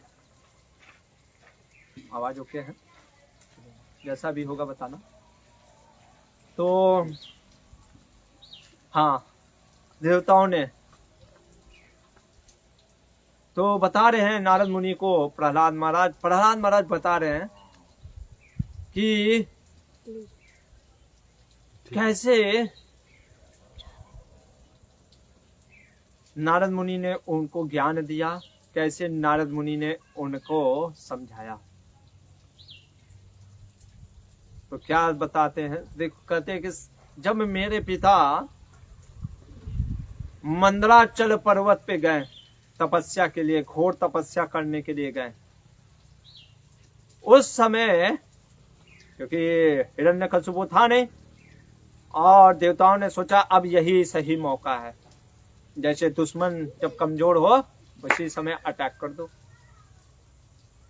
तो देवताओं ने आक्रमण कर दिया और उन्होंने सारे असुरों को मारना स्टार्ट किया, युद्ध होने लग गया। उन्होंने कहा कि अब देखो आज परिणाम मिलेगा। जैसे कई बार सांप को देखा है, चींटियां भी खा जाती हैं, सुना है कभी? कई बार होता है ऐसा, सोए रहते हैं, कई बार चींटियां काट काट करके खा जाती है। वैसे करे कि इस असुर ने बहुत पाप किए, आज उसके पापों का फल मिलेगा उसको, और उसका सारा नष्ट हम कर देंगे, सारी राजधानी। और ये देख करके कि असुर का हिरण्यकशिपु है ही नहीं, और देवता बलशाली थे, प्रभावशाली थे, उन्होंने अटैक जब किया सभी भागने लग गए इधर उधर, सब अपना घर परिवार छोड़ करके। देखिए असुर जो होते हैं ना, असुर की मेंटेलिटी क्या होती है ना, वो सिर्फ अपने बारे में सोचते हैं, ना उनको अपने पत्नी, ना उनको परिवार, ना उनको बच्चों से मतलब है, वो अपने बारे में सोच करके, असुर का ये स्वभाव ही होता है। तो वो सब भाग गए। इधर क्या हुआ, कयादु, क्योंकि अभी कोई था ही नहीं, कयादु जो कि प्रहलाद की माँ और हिरण्यकशिपु की पत्नी, उसको पकड़ लिए। और इंद्र और सभी देवताओं ने कहा कि लेके चलो इसको, हम लोग इंद्र ने कहा इसको हम लेकर के जाएंगे। कोई सोच रहा होगा अरे बाप रे बाप, क्या करेगा ये देवराज इंद्र, क्या काम से आसक्त हो गए क्या, कि वो आज कयाधु को जबरदस्ती लेके जाना चाह रहे हैं क्या, क्या हो रहा है। तो उसी दौरान नारद मुनि आ गए। अभी नारद मुनि कहाँ कब कैसे आ जाते हैं ये बड़ा चिंता है। वैष्णव क्रिया बुझे ना बुझाए, नहीं समझ में आता है वैष्णव का, खास करके नारद मुनि जैसे महाभागवत। देखिए दो लोगों के कार्य, विशेषकर नारद मुनि और शिव जी, दोनों महाभागवत हैं, और दोनों के कार्य ऐसे हैं ना कि उनको समझ पाना सही में बहुत मुश्किल है। और दोनों के ही जो कार्य होते हैं उनको सबसे ज्यादा इस भौतिक जगत में मैं देखता हूँ सबसे ज्यादा लोग भ्रमित होते हैं इनके कार्यों से, एक शिव जी के कार्य से, एक नारद मुनि जी के कार्य से। नारद मुनि के भी कार्य को कोई नहीं समझ पाया, शिव जी के भी कार्य को कोई नहीं समझ पाता, क्योंकि दोनों महाभागवत है, दोनों आउट ऑफ बॉक्स सोचते हैं और आउट ऑफ बॉक्स कार्य भी करते हैं। वो हम देखेंगे भी अभी आगे आने वाले, अभी जस्ट आ रहा है क्या नारद मुनि ने किया। तो नारद मुनि पहुंच गए उधर, कहा अरे भैया रुको रुको रुको रुको, कहाँ लेके जा रहे हो कयाधु को, अरे रुको रुको रुको। और वो भी ऐसे बाल पकड़ के, और रो रही थी कयाधु कि नहीं नहीं नहीं मुझे, क्योंकि कयाधु को डर लग रहा था, क्योंकि असुर की पत्नी थी और वो देवता के ऊपर बहुत पाप किया था हिरण्यकशिपु ने। तो उनको लगा कि ये कयाधु को भी क्या करेगा इंद्र, मुझे पता नहीं। डर के मारे रो रही थी, एकदम चिल्ला रही थी, कुलीग्र जैसे पक्षी होता है वैसे वो रो रही थी, कुरारी पक्षी के जैसे, जैसे गिद्ध कुरारी पक्षी को खाने के लिए पकड़ लेता है वैसे रो रही थी। नारद मुनि ने कहा रुको रुको रुको रुको, कहाँ लेके जा रहे हो। इंद्र ने कहा नारद मुनि घबराइए नहीं, हम इसके साथ कुछ नहीं करेंगे, बस इसके गर्भ में एक संतान है, क्योंकि ये हिरण्यकशिपु का बीज है, हम इसको मार, जब जन्म लेगा तो हम मार डालेंगे, फिर हम ये वापस कर देंगे कयाधु को, कुछ करेंगे नहीं, तब तक ये हमारे कैद में रहेगी। अब यहाँ पे हम थोड़ा सा रुकते हैं और सोचने वाली बात है। पहला चीज, सबसे बड़ा चीज, इंद्र ने भी सोचे कयाधु असुर की पत्नी है, इंद्र ने भी यहाँ पे एक चीज हमको दर्शाया कि गर्भ की हत्या नहीं की, भ्रूण हत्या, मतलब इतना हम आज पाप से ग्रसित हो गए कि भ्रूण हत्या जैसा पाप हम कर देते हैं। कंस देवकी के बच्चे को गर्भ में मारा था? नहीं, जन्म लेने को दे रहा था, मौका दे रहा था। जब मौका जन्म हो जाता था तब मारता था। कोई पिल नहीं खिला दिया कि हाँ ये दवाई खा लो और तुम्हारा भ्रूण मर जाए, हत्या हो जाए, नहीं। पूतना बाल घातनी थी, पूतना छोटे छोटे बच्चों को खा जाती थी, मार डालती थी। पर कभी उसने, हमने ये नहीं सुना दसम स्कंद में कि उसने गई और किसी के भ्रूण हत्या करा दी। पहला चीज यहाँ पे। अब दूसरा चीज प्रश्न कि इंद्र इत्यादि क्यों ऐसा कर रहे थे? एक स्त्री के साथ, अबला स्त्री के साथ ऐसा व्यवहार क्यों? तो देखिए, वही चीज मैं बता रहा हूं कि काम जो होता आसक्त, किसी चीज की इच्छा, क्योंकि इंद्र को डर था कि ये जो बीज होगा, ये जो संतान होगा, पुत्र, ये कैसा होगा? हिरण्यकशिपु जैसा दुष्ट और दानव होगा। अभी तो एक हिरण्यकशिपु है, अभी ये जो पैदा होगा ये भी एक और हिरण्यकशिपु। बाप रे बाप, इसलिए मार डालो इसको। पर नारद मुनि ने कहा, एक मिनट रुको रुको रुको, ये जो गर्भ में है, ये आपने कैसे कह दिया कि ये जो गर्भ में होगा ये असुरी होगा? देवताओं ने कहा भाई गर्भाधान संस्कार होता है, संस्कार जैसे माता पिता की सोच होती है वैसे ये होगा पुत्र। अब यहाँ पे अक्सर कई लोगों के प्रश्न होते हैं कि हिरण्यकशिपु के गर्भ में, हिरण्यकशिपु के वीर से कयादु के गर्भ में महाभागवत कैसे कोई हो सकता है? तो क्योंकि भागवत यही चीज तो बताना चाह रहा है कि भक्ति अहेतुकी है, वो किसी परिवार, किसी उच्च कुल पे निर्भर नहीं करता, पहला चीज। और दूसरा चीज, नरसिंह पुराण में आता है वर्णन कि जब हिरण्यकशिपु वीर को कयादु के गर्भ में डाल रहा था, तो उस समय, क्योंकि वो ये हिरण्यकशिपु भी कोई मामूली इंसान नहीं है, हम जानते हैं जय विजय है, ये जय था। तो इतना मतलब कि आसक्त था, इतना हमेशा विष्णु के प्रति क्रोधी था कि मेरे भाई को मारा, विष्णु को मारा, विष्णु को मारा है, कि जब वो उस समय गर्भाधान जो संस्कार में कर भी रहा था, उस समय वो विष्णु का चिंतन कर रहा था। इसलिए वो जो सोल है, हमारे विश्वनाथ चक्रवर्ती ठाकुर कहते हैं कि ये उस ऐसे परम महाभागवत आत्मा को आकर्षित कर सका। अब प्रश्न उठता है एक और चीज, चलिए वो थोड़ा देर में लेते हैं क्योंकि जब आएगा। तो नारद मुनि ने कहा कि ये जो बीज है, इसमें जो संतान है गर्भ में, वो महाभागवत है, असुर नहीं, और तुम प्रयास करोगे बिना तो भी नहीं मार पाओगे। ये मत सोचो, क्योंकि महाभागवत की रक्षा स्वयं कृष्ण करते हैं। मारे कृष्णा राखे के, राखे कृष्णा मारे के। कृष्णा जिसको बचाना चाहे उसको मार कोई नहीं सकता, मार सके ना कोई। तो इसलिए आप ये मत सोचो कि आप मार डालोगे। जब उन्होंने सुना इंद्र, सारे देवताओं ने, अरे महाभागवत है, बाप रे बाप, महाभागवत के प्रति अपराध। ये देखिए, थोड़ा सा देवताओं के अंदर ये क्वालिटी होता है, अच्छाई, वो असुर की तरह नहीं होता है। पहला चीज हमारे प्रभुपाद जी कहते हैं, उन्होंने क्वेश्चन नहीं किया। नारद मुनि आपको कैसे पता? आपने देखा है क्या? आपने देखा है क्या बीज अंदर? नहीं, नारद मुनि ने बोला है सही होगा। देखिए, ब्लाइंड फॉलोइंग हम भी मना करते हैं, ब्लाइंड फॉलोइंग कभी करना भी नहीं चाहिए। श्रील प्रभुपाद जी भी मना करते हैं कि we should not follow the blind following. लेकिन एक होता है आचार्यों पे श्रद्धा। जब हम प्रैक्टिस करते हैं और हम देखें कि आचार्यों ने जो बोला है ये कोई साधारण व्यक्ति नहीं है, जब पूरी तरीके से एक शिष्य को निर्भर हो गया, यस ये आचार्य ने बोला है, यस दैट इज ट्रू। जैसे श्रील प्रभुपाद जी कहते थे कि कई बार हो सकता है जैसे हमको सूर्य नहीं दिखता है, फॉगी डे, अभी जैसे कई बार कोहरे की वजह से सूर्य नहीं दिखता है, अभी कोई हम फिर भी सूर्य का अनुभव कैसे कर सकते हो, कैसे कह सकते हो सूर्य है?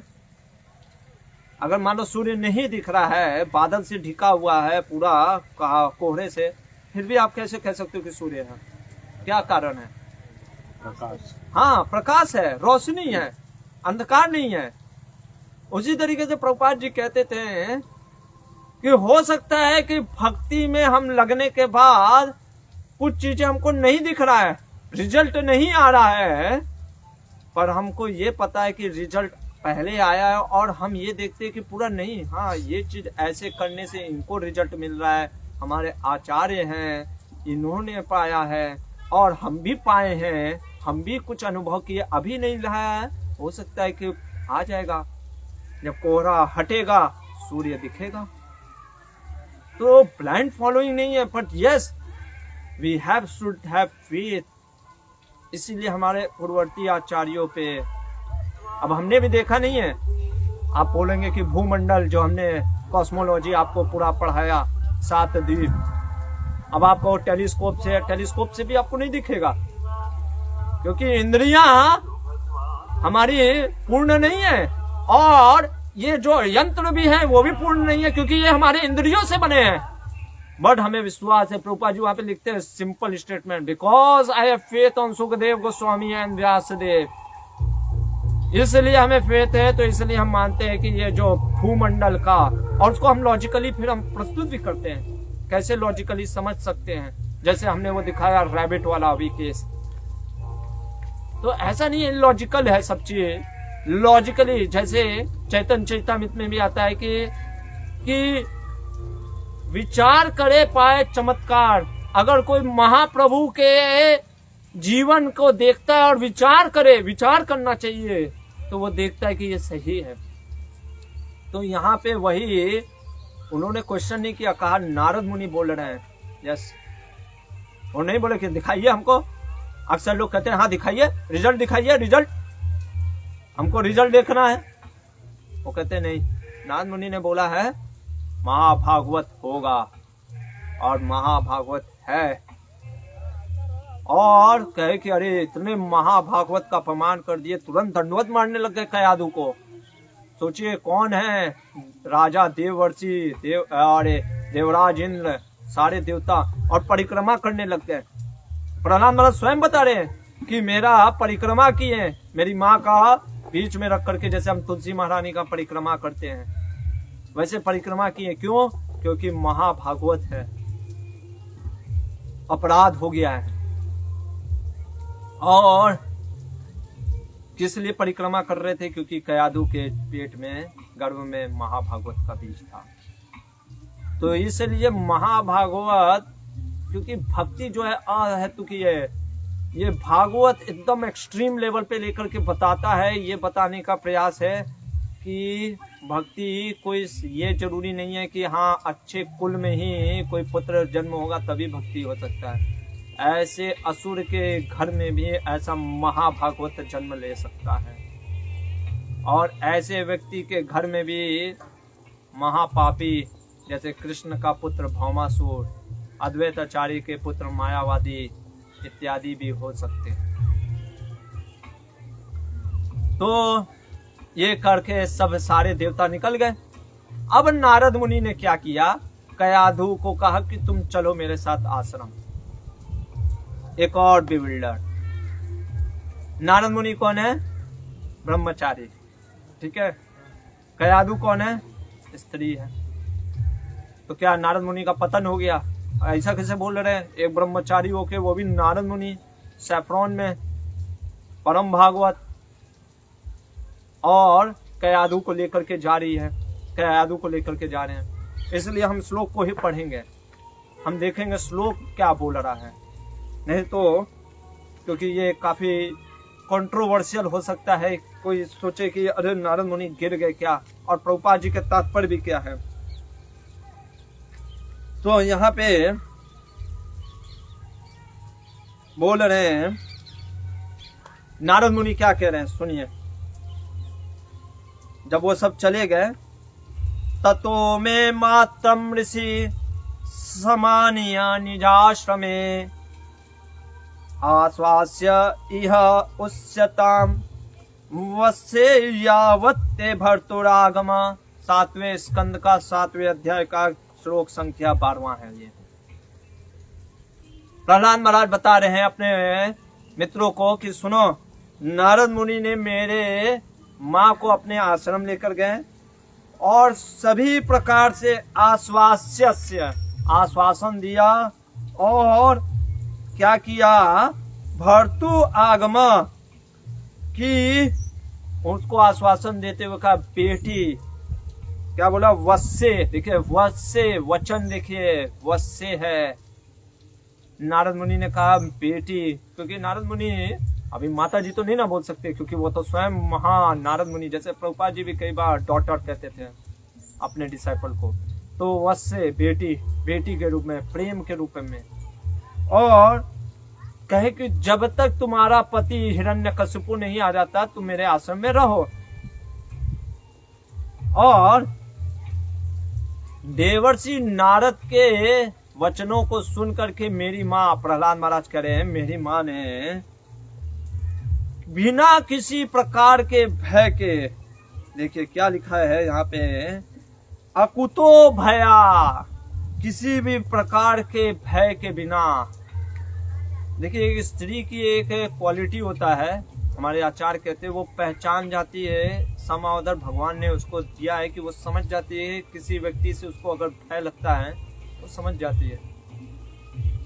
नारद मुनि, और ये जरूरी नहीं है कि ऐसा नहीं है, मैं कह रहा हूँ कि ये जनरलाइजेशन है, नहीं तो ऐसा आप कहेंगे प्रभु जी फिर कई बार फिर स्त्रियों को पता चल जाना चाहिए कि कौन मतलब दुष्ट है कौन ऐसा, वो नहीं कह रहा हूँ, पर दे कैन हैव सेंस, वो ज्यादा सेंस कर सकती हैं एज कंपेयर टू मैन के। तो नारद मुनि के किसी प्रकार के बिना भय के वो वहां पे रहने लग गई, और जब तक मेरे पिता हिरण्यकशिपु वापस नहीं आए तब तो वो वहां पे रही। अगर उसको भय होता किसी चीज का तो वो जाती ही नहीं, और वो भाग जाती कहीं, किसी प्रकार का भय होता। और मेरी माता ने जो गर्भवती थी वहां पे भक्तिया मतलब श्रद्धा पूर्वक परम सती आज्ञाकारी स्त्री के रूप में मेरे कल्याण के लिए मुझे तब तक जीवन मतलब कि उत्पन्न नहीं की जब तक वो वेट कर रहे थे कि नहीं हिरण्यकशिपु जब आएगा तभी मैं अपने को गर्भ को, पावर होता था स्त्रियों में उस समय, वो धारण कर सकती थी। तो इसलिए, और वो आश्रम में रह करके नारद मुनि की सेवा करती थी। अब प्रश्न उठता है, नारद मुनि उनको देखिए इसीलिए प्रभुपाद जी ने तात्पर्य में लिखा है, नारद मुनि और ऐसे जो वैष्णव हैं, वैष्णवेर क्रिया मुद्रा विघे ना बुझाए, नहीं समझ सकते। जैसे कि चैतन्य चरितामृत में हरिदास ठाकुर के पास एक स्त्री आई, वो भी प्रोस्टिट्यूट वेश्या, वो भी हरिदास ठाकुर को लुभाने के लिए हरिदास ठाकुर ने अपने भक्ति से क्या कर दिया, उसको महाभागवत बना दिया। तो ये हरिदास ठाकुर नारद मुनि जैसे महाभागवत ये कई बार आउट ऑफ बॉक्स चीजें कर देते हैं। वेदों में तो लिखा है, शास्त्रों में, कि एक स्त्री के साथ थोड़ा सा हमें एक खास करके ब्रह्मचारी और सन्यासी को बहुत सतर्क रहना चाहिए। लेकिन यहाँ पे नारद मुनि ऐसा क्यों कर रहे हैं? देखिए सबसे बड़ा जो वैष्णव का जो क्वालिटी होता है वो है कंपैशन, जो कि प्रहलाद महाराज ने भी बोला, करुणा की भावना, जीव दया। उन्होंने सोचा कि जीव की दया करनी चाहिए, जीव पे दया करनी चाहिए, और उन्होंने सोचा ये महाभागवत है तो इसको मुझे ट्रेन करना चाहिए। अभी आप कहेंगे अरे प्रभु जी अगर महाभागवत था तो छोड़ देते ना, अरे वो निकलता ही महाभागवत। देखिए महाभागवत है पर फिर भी उसको तो ठीक है, महाभागवत है तो इसका मतलब उसका स्वाभाविक है इंक्लिनेशन होगा भगवान के तरफ, भजन के तरफ। पर उसको भी तो चाहिए ना, समझ में आना चाहिए, नॉलेज होना चाहिए कि हाँ भगवान की कैसे भजन करना है, क्या करना है, वो तो गुरु का आश्रय लेना पड़ेगा ना। इसलिए नारद मुनि उसको शिक्षा देना चाहते थे और इसीलिए भगवान ने उनको भेजा भी था। और नारद मुनि वो करुणा की भावना, करुणा, इसीलिए प्रभुपाद जी जैसे महाभागवत, करुणा इतना ज्यादा था कि उन्होंने सही में जो एक सन्यासी के जो कर्तव्य जो वेदों में धर्म दिए हों उसके ऊपर जाकर के बियॉन्ड अपने डिसाइपल्स का खुद विवाह कराते हैं। अरे यहाँ तक कि अपनी शिष्यों को, जो स्त्री शिष्यों को खुद साड़ी पहना करके, अपने आप को पहना करके दिखा रहे थे। इतनी ज्यादा करुणा थी।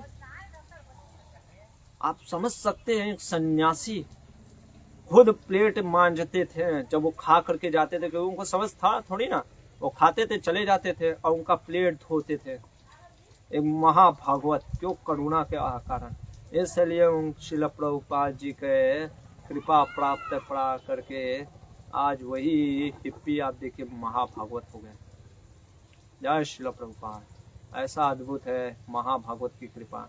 इसलिए एक वैष्णव को, इसलिए हमने पृथ्वी महाराज के संसन में भी कहा था, वैष्णव को कभी भी जो महाभागवत लेवल पे हैं उनको हमें अपने बुद्धि से नहीं, लॉजिक से नहीं सोचना चाहिए।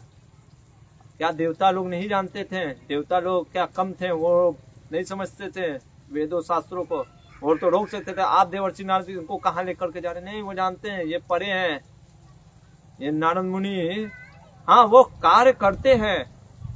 ऐसा मतलब कहने का मतलब ये नहीं कि फिर प्रभुपाद जी ने हर चीज एकदम बदल दिया, नहीं। पर वैष्णव जो महाभागवत उत्तम अधिकारी है उसको वर्णाश्रम में नहीं रखना चाहिए। उसको ये नहीं सोचना चाहिए कि हम जैसे कर रहे हैं, जैसे हम अगर ट्रैफिक रूल फॉलो कर रहे हैं और जो एरोप्लेन में उड़ रहा है हम कहेंगे तुम ऊपर से कैसे जा रहे हो, देख नहीं रहे हो रेड लाइट जला है, रुको रुको रुको ऊपर। नहीं, उसके लिए रेड लाइट नहीं है, वो आपके लिए है, वो जा सकता है। उसी तरीके से ऐसे वैष्णवाचार्यों के प्रति हमें द्वेष भावना नहीं रखना चाहिए। अरे ये ऐसा कैसे कर सकते हैं, प्रभुपाद जी ऐसा कैसे सोच सकते हैं। और वही चीज को यहाँ पे हमारे प्रभुपाद जी ने अपने तात्पर्य में सुंदर तरीके से बताया। तो आगे देखते हैं। तो आगे नारद मुनि बहुत कृपावश होने के कारण मेरी माँ को इंस्ट्रक्शन देने लग गए। कौन सा?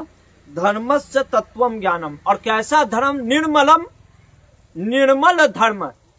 हमारे आचार्य कहते हैं ये कैटव धर्म नहीं, निर्मल धर्म, मतलब भक्ति योग का बारे में बताएं। किसको? कयाधु को। और कयाधु के गर्भ में मैं था। प्रहलाद महाराज कहते मैं भी सुन रहा था।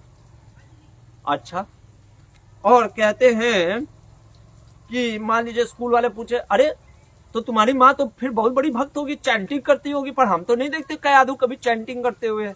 भगवान का तो भक्ति करती नहीं है, तुम्हारी माँ तो भक्ति में है नहीं, फिर कैसे तुम कह रहे हो कि तुम्हारी माँ को सिखाए? तो तुम्हारी माँ तो भक्त नहीं दिख रही है।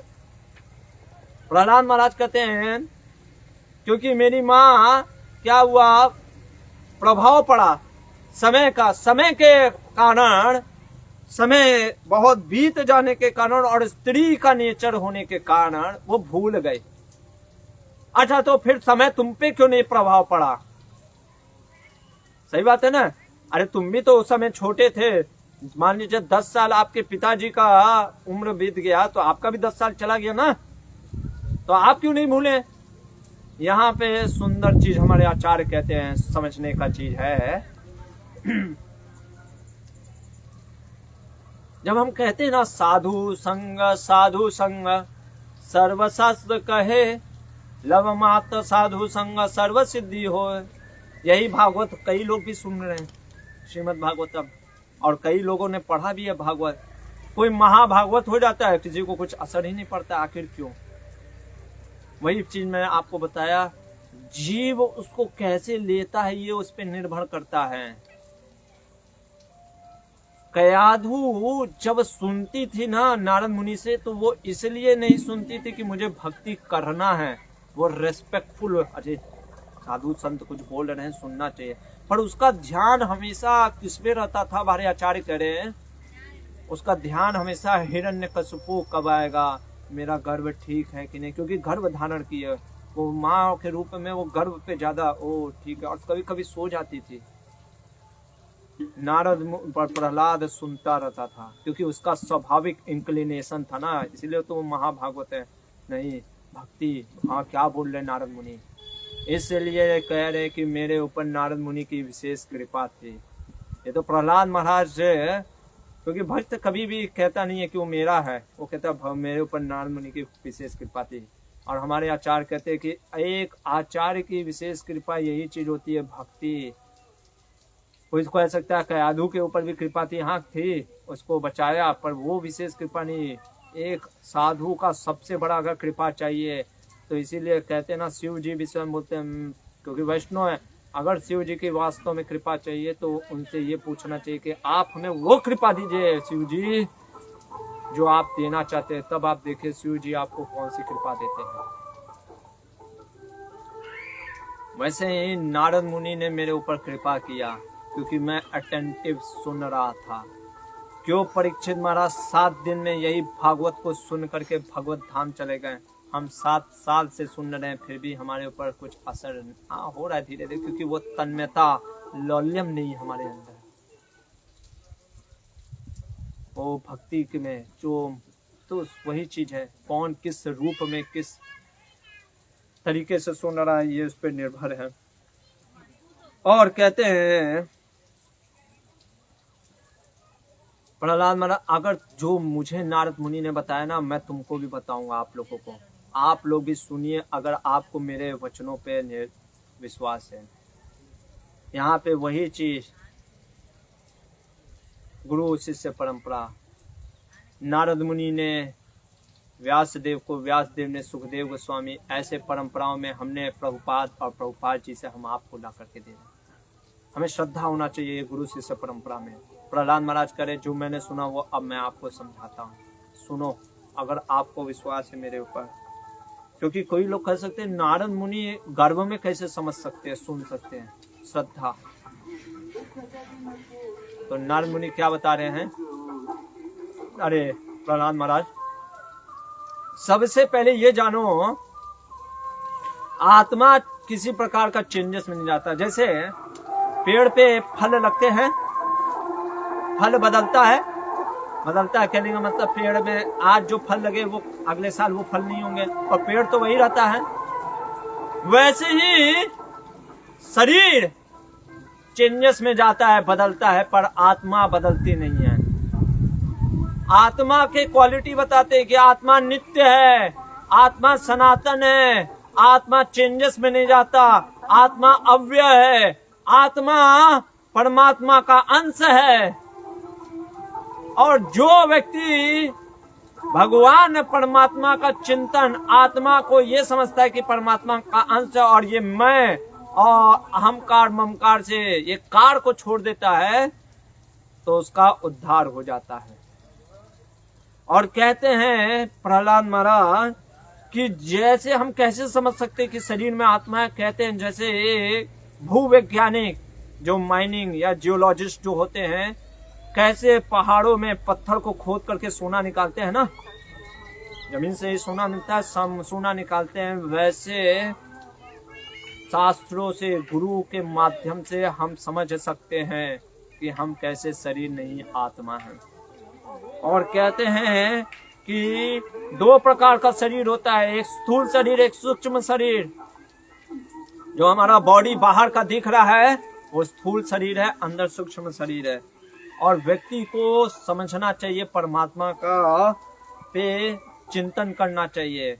और कैसे चिंतन कर सकता है? बुद्धि से। बुद्धि कितने प्रकार के हैं?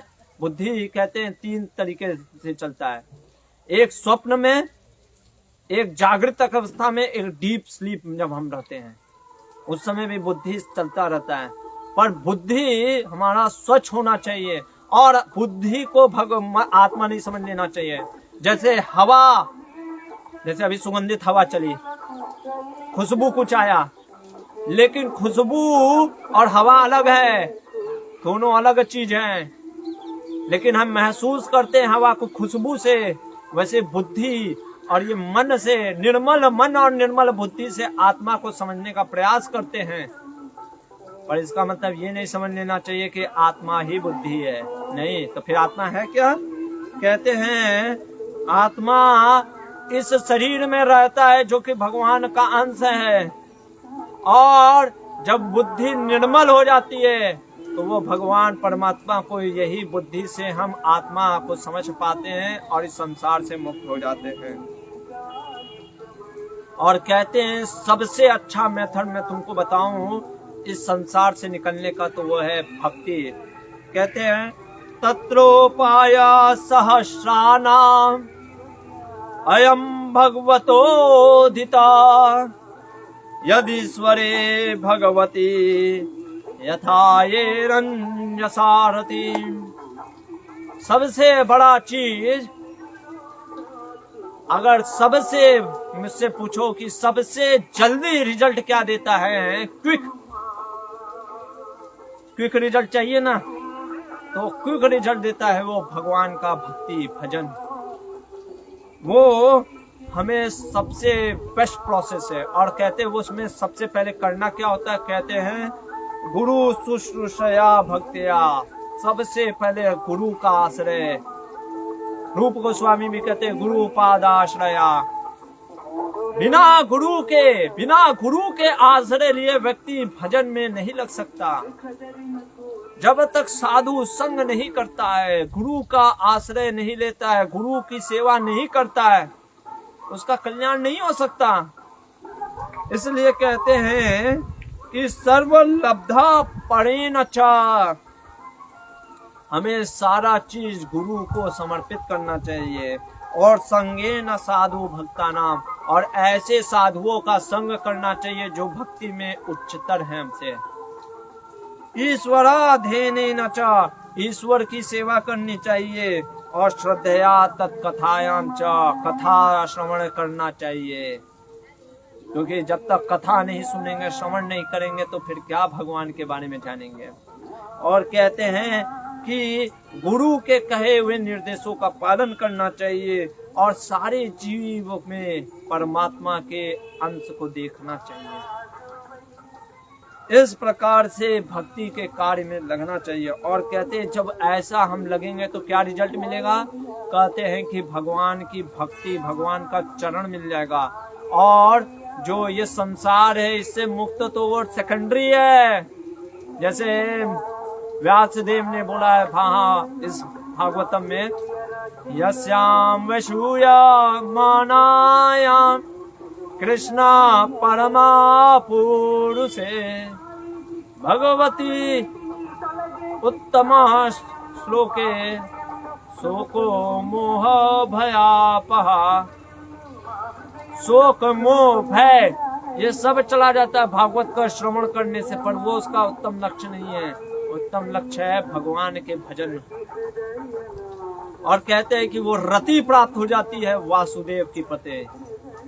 और उसका सिम्टम क्या होता है, वो रति का कोई पूछे, मान लीजिए कहे कि कैसा रति दिखता कैसा है, कहते सबसे पहले वो व्यक्ति एकदम कृष्ण के बिना रह नहीं पाता है, हर जगह कृष्ण कृष्ण करता है और उसका मन हमेशा कृष्ण में लगा रहता है, उसकी मति हमेशा कृष्ण में रहती है, उसकी मति हमेशा सती होती है। वो अव्यर्थ कालत्वम, कभी भी अपना समय व्यर्थ नहीं करता है, भगवान के सेवा में ही लगा रहता है। और कहते हैं वो हमेशा जोर से चिल्लाता रहता है, नाचता रहता है, हरे कृष्णा नारायण गोविंद ऋषिकेश ऐसे नामों में वो प्रसन्न हो जाता है।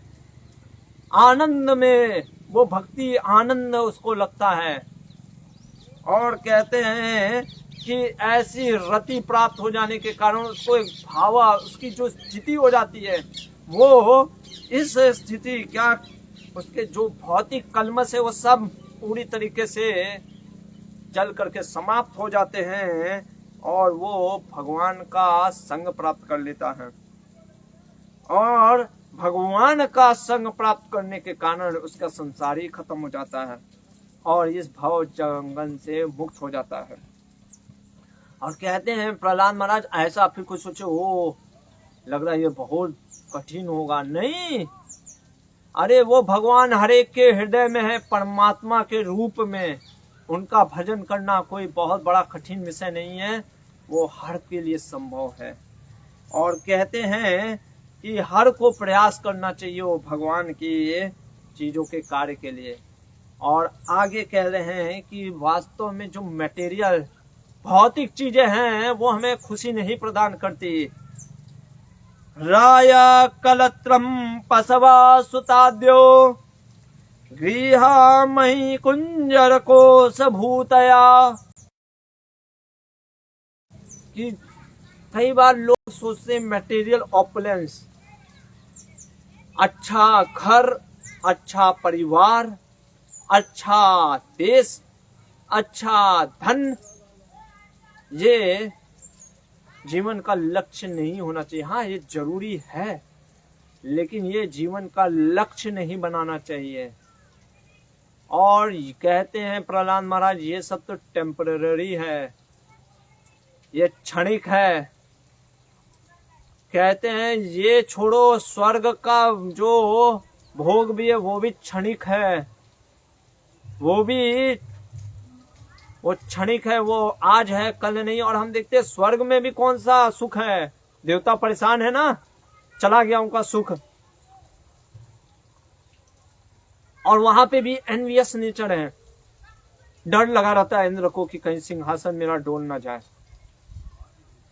इसलिए कह रहे हैं कि हरि की भजन करो। और हरि की भजन इसलिए करो क्योंकि हरि की भजन करने से वो हमारे सारे दुखों को हर लेते हैं।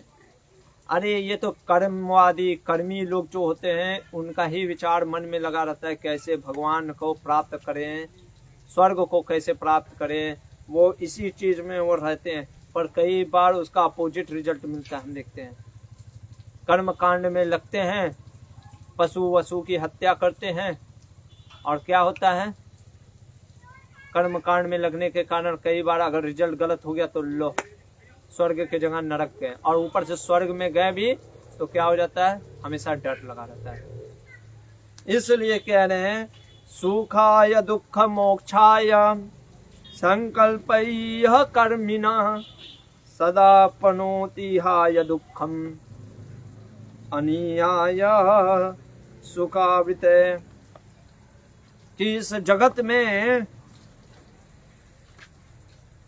हम हमेशा सोचते हैं कि एक व्यक्ति, भौतिक व्यक्ति क्या सोचता है कि हमेशा सुख है, कोई दुख की कामना नहीं करता, और उसके लिए वो नाना प्रकार के प्रयास करता है। फिर भी क्या होता है, वो सुख नहीं मिलता है या क्षणिक मिलता है। प्रहलाद महाराज कहते सबसे पहले सुख की कामना छोड़ो, कि हमको भौतिक सुख चाहिए, सबसे पहले ये छोड़ो। अगर छोड़ना है तो ये छोड़ो कि सबसे पहले हमें सुख की कामना करना है, ये छोड़ना चाहिए। क्योंकि जैसे ही आप सुख की कामना करते हो दुख आना ही आना है। इसलिए सुख होने की कामना छोड़ना चाहिए, भौतिक सुख नहीं, भगवान की सेवा में लगना चाहिए। और इसलिए कह रहे हैं कि जब तक व्यक्ति सुख की कामना करता है तो वो क्या करता है, एक प्रकार से उसके लिए कार्य करता है, पाप पुण्य में लगता है और उसको शरीर प्राप्त होता है।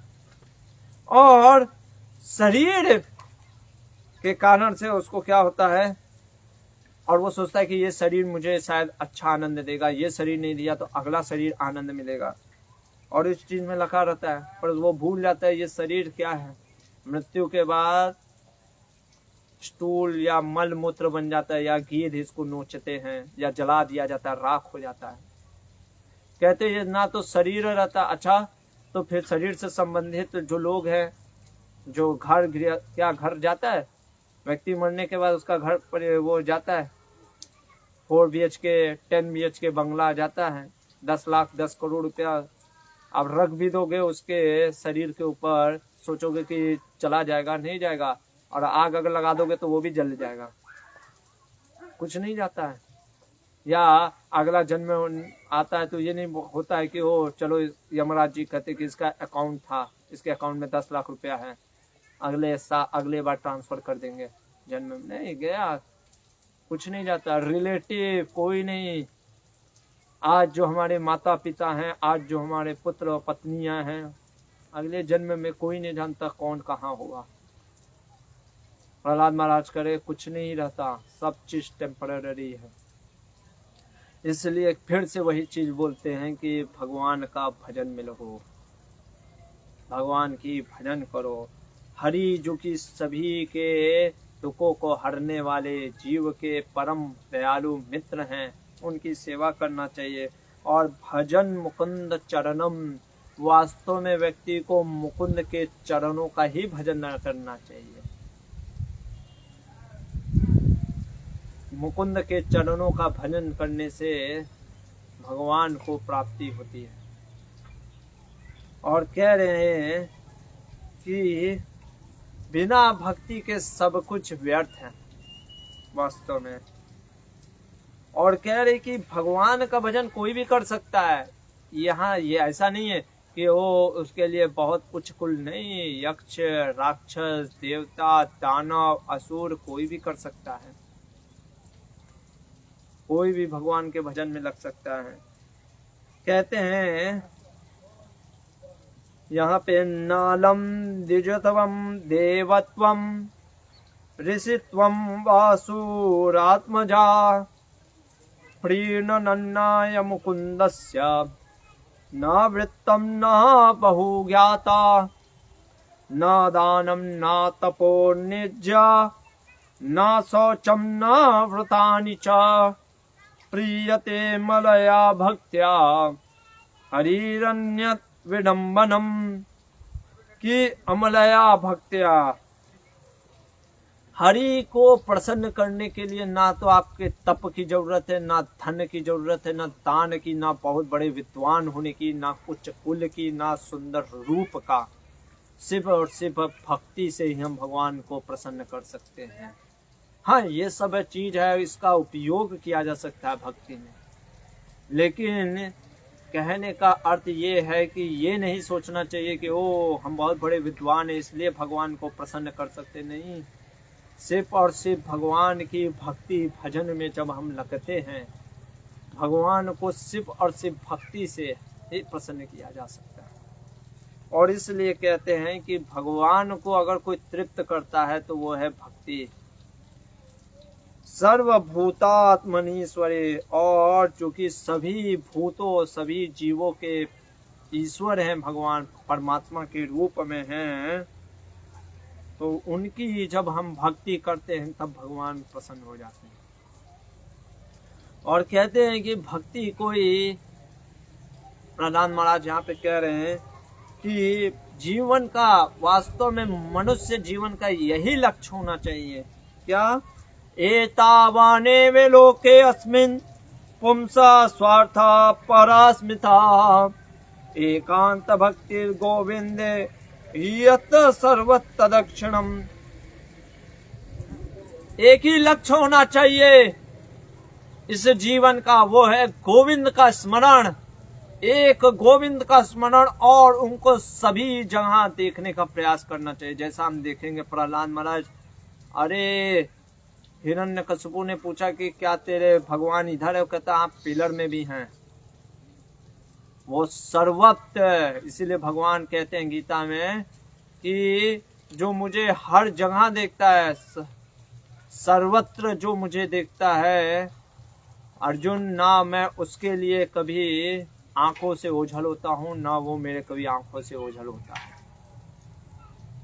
जैसे महाप्रभु कहते थे, स्थावर देखे ना देखे तार मूर्ति, कि स्थावर जंगम जहां भी महाप्रभु कहते थे मैं देखता हूं, बस नंद नंदन को ही देखता हूं। प्रभुपाद जी से किसी ने पूछा, Swami ji have you seen the Krishna? Prabhupada ji ने बोला, if I tell you that I have seen the Krishna, मैंने कृष्ण को देखा, आप कैसे मानोगे कि मैंने कृष्ण को देखा है? मैं तो बोल सकता हूं मैंने कृष्ण को देखा, आप कैसे प्रशिक्षण करोगे? आप बता सकते हो? कैसे आप कहोगे? कि उसके लिए चेतना।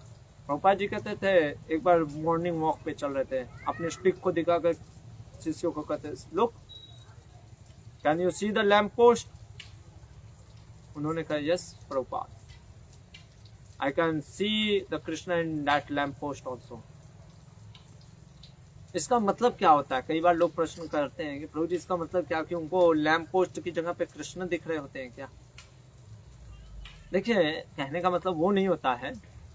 कहने का अर्थ ये होता है कि भगवान के इतने शुद्ध भजन में लगने के कारण क्या होता है कि भक्त वो हर चीज को भगवान से जोड़ करके देखता है। जैसे ये मोबाइल कैमरा, वो उस चीज को हम क्या यूज कर सकते हैं, गलत चीजों में भी लगा सकते हैं और इस चीजों से हम भगवान के प्रचार में भी लगा सकते हैं। हर चीज को वो भगवान के दृष्टि से देखता है। पेड़ को देखता है तो वो सोचता है oh how could I use this for Krishna, और वो कृष्ण को देखता है ओ ये कृष्ण के बाल है। उस तरीके से वो हर चीज को, जैसे हमारे गुरुकुल के बच्चे समुद्र में अभी गए थे तो हमने बोला कि कृष्णा कहते हैं कि of all the water bodies Krishna is the ocean. Krishna ocean है, समुद्र है। ये ज्ञान है। अब विज्ञान को समझने के लिए हमें क्या करना पड़ेगा? हम लोग हरि नाम करते हैं। तो ये चीज है, हर चीज को भगवान के स्थावर जंगम, हर चीज में सर्वत्र हम भगवान को देखना चाहिए। ये प्रहलाद महाराज शिक्षा दे रहे हैं अपने असुर मित्रों को। ये होने के बाद यहाँ से 8वां अध्याय स्टार्ट होता है। जब वो दोनों वापस आते हैं, उनके गुरुकुल के संद और अमर्क, तो देखते पूरा माहौल चेंज हो गया। बच्चे हरे कृष्णा कृष्णा कृष्णा हरे हरे, हरे राम राम राम हरे हरे। फ्री टाइम में नाच रहे हैं, गा रहे हैं भगवान के नाम पे। ये महाभागवत का यहाँ पे वर्णन आता है कि महाभागवत के प्रभाव, प्रहलाद के प्रभाव के कारण देखिए संड और अमर्क के जो टीचिंग थे, फिलॉसफी था, डिप्लोमेसी सिखा रहा था, राजनीति कूटनीति सिखा रहा था, वो देख करके ये देख रहा है कि अरे सब भगवत चर्चा में लगे हैं, कहानी बता रहे हैं। ए तू जानता है ये चीज भगवान की लीला सुना है? ओ भगवान ने ऐसे किया है। ये प्रहलाद महाराज जी का प्रभाव कि 5 साल के हो करके उन्होंने क्या अद्भुत चीज कर दिया। और यहाँ पे अगर हम देखें श्लोक में वर्णन भी आ रहा है कि अनुवर्णितम च गृहु गुरु अनुशिक्षितम। जो उनके गुरुओं ने पढ़ाया था वो सब छोड़ करके भक्ति में लग गए। इसीलिए कहते हैं सताम प्रसंगाम मम वीर्य संविदो भवन के भजन या कीर्तन को भगवान के भक्तों के मुख से सुनता है ना, प्रभाव जरूर पड़ता है। और कोई शुद्ध भक्त प्रहलाद के महाराज के जैसे महाभागवत के मुख से सुने, वो तो अद्भुत है, अद्भुत है।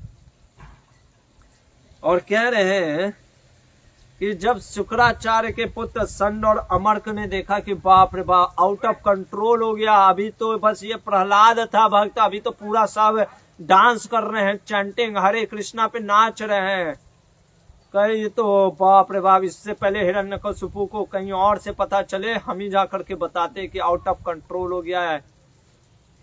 और उन्होंने जा करके हिरण्यकशिपु को कहा, बताया और पूरा चीज बताया कि भाई आपका जो पुत्र है वो आउट ऑफ कंट्रोल हो चुका है। ये सिर्फ खुद ही अपने भक्त नहीं बन रहा है, लोगों को भक्त बना भी रहा है।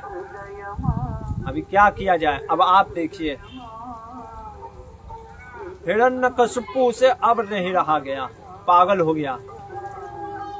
वो समझ गया सारा स्थिति, वो सोचने लगा बाप रे बाप, सोचिए 5 साल का बालक का प्रभाव। उसने सोचा इतना मतलब गुस्सा से वो कांपने लग गया कि अब उसने कहा अब इसको मार डालना ही निश्चित है, अब कुछ नहीं तो ये ऐसे सबको मेरे शत्रु का मित्र बना देगा। और उसने तुरंत प्रहलाद को बुलाया। उसने कहा तू ऐसा सर्प है मेरे कुल का, तू तेरे को मार के ही क्या हो सकता है, हमको आश्रय एक प्रकार का हमारा कुल बढ़ सकता है। इसलिए कहता है दुर्विनीता, तू दुर्विनीता है, दुष्ट है, मंद आत्मा। अरे मंद है तू, तुझे कुछ नहीं समझ में आ रहा है। इतना हम लोगों ने समझाया फिर भी नहीं समझ रहा है। कुल भेद करा, कुल में भेद लगाने वाला है, अधम है, पतित है तू, स्तब्धम है, एकदम नीच दृढ़ वाला है, हटी है, यम क्षम। इसलिए आज मैं तुझे यमलोक यमपुरी ही पहुंचा देता हूं। प्रहलाद जैसे महाभागवतों की निंदा हमारे आचार्य कैसे सुन सकते हैं? इसलिए इसी संस्कृत के श्लोकों को उन्होंने उसके ग्लोरिफिकेशन के लिए बोला। क्या बोला? दुर्वितम कहने का अर्थ है कि उन्होंने जो प्रहलाद महाराज थे वो वेल बिहेव, फिर भी एक करुणा की भावना रखे थे हिरण्यकशिपु जैसे दुष्ट व्यक्ति के प्रति। मंदात्मा, मंदात्मा में कहने का मतलब है जो अनफॉर्चुनेट लोग हैं, जो दीनहीन के प्रति दीन बंधु थे। कुल भेद करा, कुल भेद करा कहने का अर्थ है कि कुल के अगेंस्ट जाकर के जो अभी तक असुर गणों में किसी ने नहीं किया उन्होंने कर रहे थे। अधमा, अधमा कहने का अर्थ है कि प्रजापतियों के प्रति, प्रजापति के तरह बहुत पावर था उनके अंदर। स्तब्धम, स्तब्धम कहने का अर्थ है कि वो हठी थे, कि उन्होंने निश्चय कर लिया था कि मैं अपने पिता को ईश्वर नहीं मानूंगा। और यम क्षयम कहने का मतलब है कि प्रहलाद महाराज पूरे योग के जैसे एक प्रकार से मृत्यु को से परे थे। और जब हिरण्यकशिपु ने पूछा अरे तू डरता नहीं है मुझसे? मेरे भौ के, मेरे बस इधर से उधर से देखने मात्र से सारा देवता असुर सब डरते हैं और तू नहीं डर रहा है? इतना पावर आता कहां से तेरे को? प्रहलाद महाराज कहते हैं ना केवलम में भवत च राजन सवे बलम बलिनाम चा परेशान परे वरे में स्थिर जंगमाये ब्रह्मादयो ये नवसम प्रणीता। अरे मेरे को जो बल, मैं जो फियरलेस, मेरे ही कोई नहीं, जो सभी को बल आता है, इवन दो आपको जो भी बल आया है ना वो भी कहां से आता है? वो भगवान विष्णु से आता है, परम भगवान से आता है। अरे जिस ब्रह्मा की आपने उपासना करके आप सोच रहे हो अमरत्व हो गए, वो कहां से आया? ब्रह्मा जी ने दिया क्या? हाँ ब्रह्मा जी ने दिया, पर वो इंस्ट्रूमेंट हुए कहां से? वो भगवान से आया है। कहने का अर्थ है कि यहाँ पे कह रहे कि भगवान से ही सब कुछ आता है। किसी को बल आता है, किसी को तेज आता है, बुद्धि आती है, सब चीज भगवान से आती है। और वो भगवान ही परम ईश्वर हैं, वो काल हैं, वो सभी के मन बुद्धि और सभी को नियंत्रण करने वाले परम नियंत्रण करता है, परम भोक्ता है। इसलिए आप ये अपनी आसुरी भावना को त्यागिए। और ये जो आप सोचते हैं ना ये मेरा मित्र है और देवता मेरे शत्रु हैं, विष्णु मेरा शत्रु है, अजिताद आत्मना, ये आपका सिर्फ इसलिए है क्योंकि आपकी इंद्रियां संयम में नहीं है। और आप कृपया करके थोड़ा सा संयमी बनिए और मन को एकाग्र करिए, क्योंकि आप हमेशा सिर्फ यही चीज में लगे रहते हैं, शत्रु, मित्र, स्त्री और धन में आपका दिमाग है। सोचिए, पिता को इंस्ट्रक्शन दे रहे हो रिस्पेक्टफुल वे में, सम्मान करते हुए बोल रहे हैं कि आप कृपया करके पिताजी ये सब छोड़ दीजिए। और हर व्यक्ति, जीव आत्मा किसी को अपना शत्रु इसीलिए समझता है अज्ञान के कारण। अज्ञान के कारण वो पाप करता है, अज्ञान के कारण उसके अंदर ये संस्कार आता है, वो पाप में करने के कारण वो जो वासना बन जाती है, संस्कार बन जाती है, वो उसमें लग जाता है। इसलिए आपके ये जो 6 शत्रु हैं, काम, क्रोध, लोभ, मद, अहंकार, मत्सर, इसको पहले त्यागिए और एक मत होकर के सारे जीवात्मा में उस परमात्मा का दर्शन करते हुए भगवान विष्णु का चिंतन करिए और स्त्री और धन पे आसक्ति हटाइए। पिताजी, यहाँ पे प्रहलाद महाराज के वचनों को सुन करके आग बबूला हो गया। हिरण्यकशिपु, उससे रहा नहीं गया, वो कहा बोल क्या रहा तू। अब हिरण्यकशिपु क्या करेंगे जब उसी का पुत्र उसको इतना डायरेक्ट इंस्ट्रक्शन दे रहा है। उसके शत्रु जिसको वो मानता था हिरण्यकशिपु, क्या वो प्रहलाद महाराज को फिर इस बार छोड़ देगा या कुछ और होने वाला है। और भगवान नरसिंहदेव आखिर पिलर से ही क्यों आएंगे, क्या था उनको कि पिलर से ही आना था, और इतना देर बाद क्यों आए। और क्या हिरण्यकशिपु को नहीं पता विष्णु कहाँ रहते हैं। वो क्यों पूछता है कि हिरण्यकशिपु की विष्णु कहाँ है। ये सारे प्रश्नों का उत्तर हम कल देखेंगे श्रीमद् भागवतम के आने वाले प्रसंगों में। यहीं पे आज के श्रीमद् भागवतम के प्रसंग को रोकते हैं। और अद्भुत चीज हमें प्रहलाद महाराज ने सिखाया आज कि बचपन से ही वास्तव में व्यक्ति को भजन में लगना चाहिए। कई बार हम क्या होता है ना, हम सोचते हैं कि सब कुछ हम लोग भक्ति में भी आने के बाद कई बार ऐसा होता है कि हम देखते हैं जो भजन होता है, खास करके हरि नाम जो कीर्तन है, वो हम कई बार लास्ट एंड डे तक के लिए बचा के रखते हैं। 16 माला का जो जप के करेंगे वो तीव्रता से लेते नहीं है। हम सोचते ये हो जाने दो, ये हो जाने दो, ये हो जाने दो। ये सारे कार्य चलते हैं, चलेंगे भी, हमें करना भी है, मना नहीं किया जा रहा शास्त्रों में। लेकिन भगवान के भजन को हमें गंभीरता से लेना चाहिए। प्रहलाद महाराज यही कह रहे कि मनुष्य जन्म बहुत दुर्लभ है। हमें ये नहीं सोचना चाहिए कि कल हम सूरज देखेंगे कि नहीं, इसलिए आज ही से इस भगवान के भजन को गंभीरता से लेते हुए कार्य करने हैं हमें इस संसार में रखते हुए, पर भगवान के भजन को गंभीरता से हमें लेना भी चाहिए। हरे कृष्णा। ग्रंथराज श्रीमद् भागवतम की जय। श्रील प्रभुपाद की जय।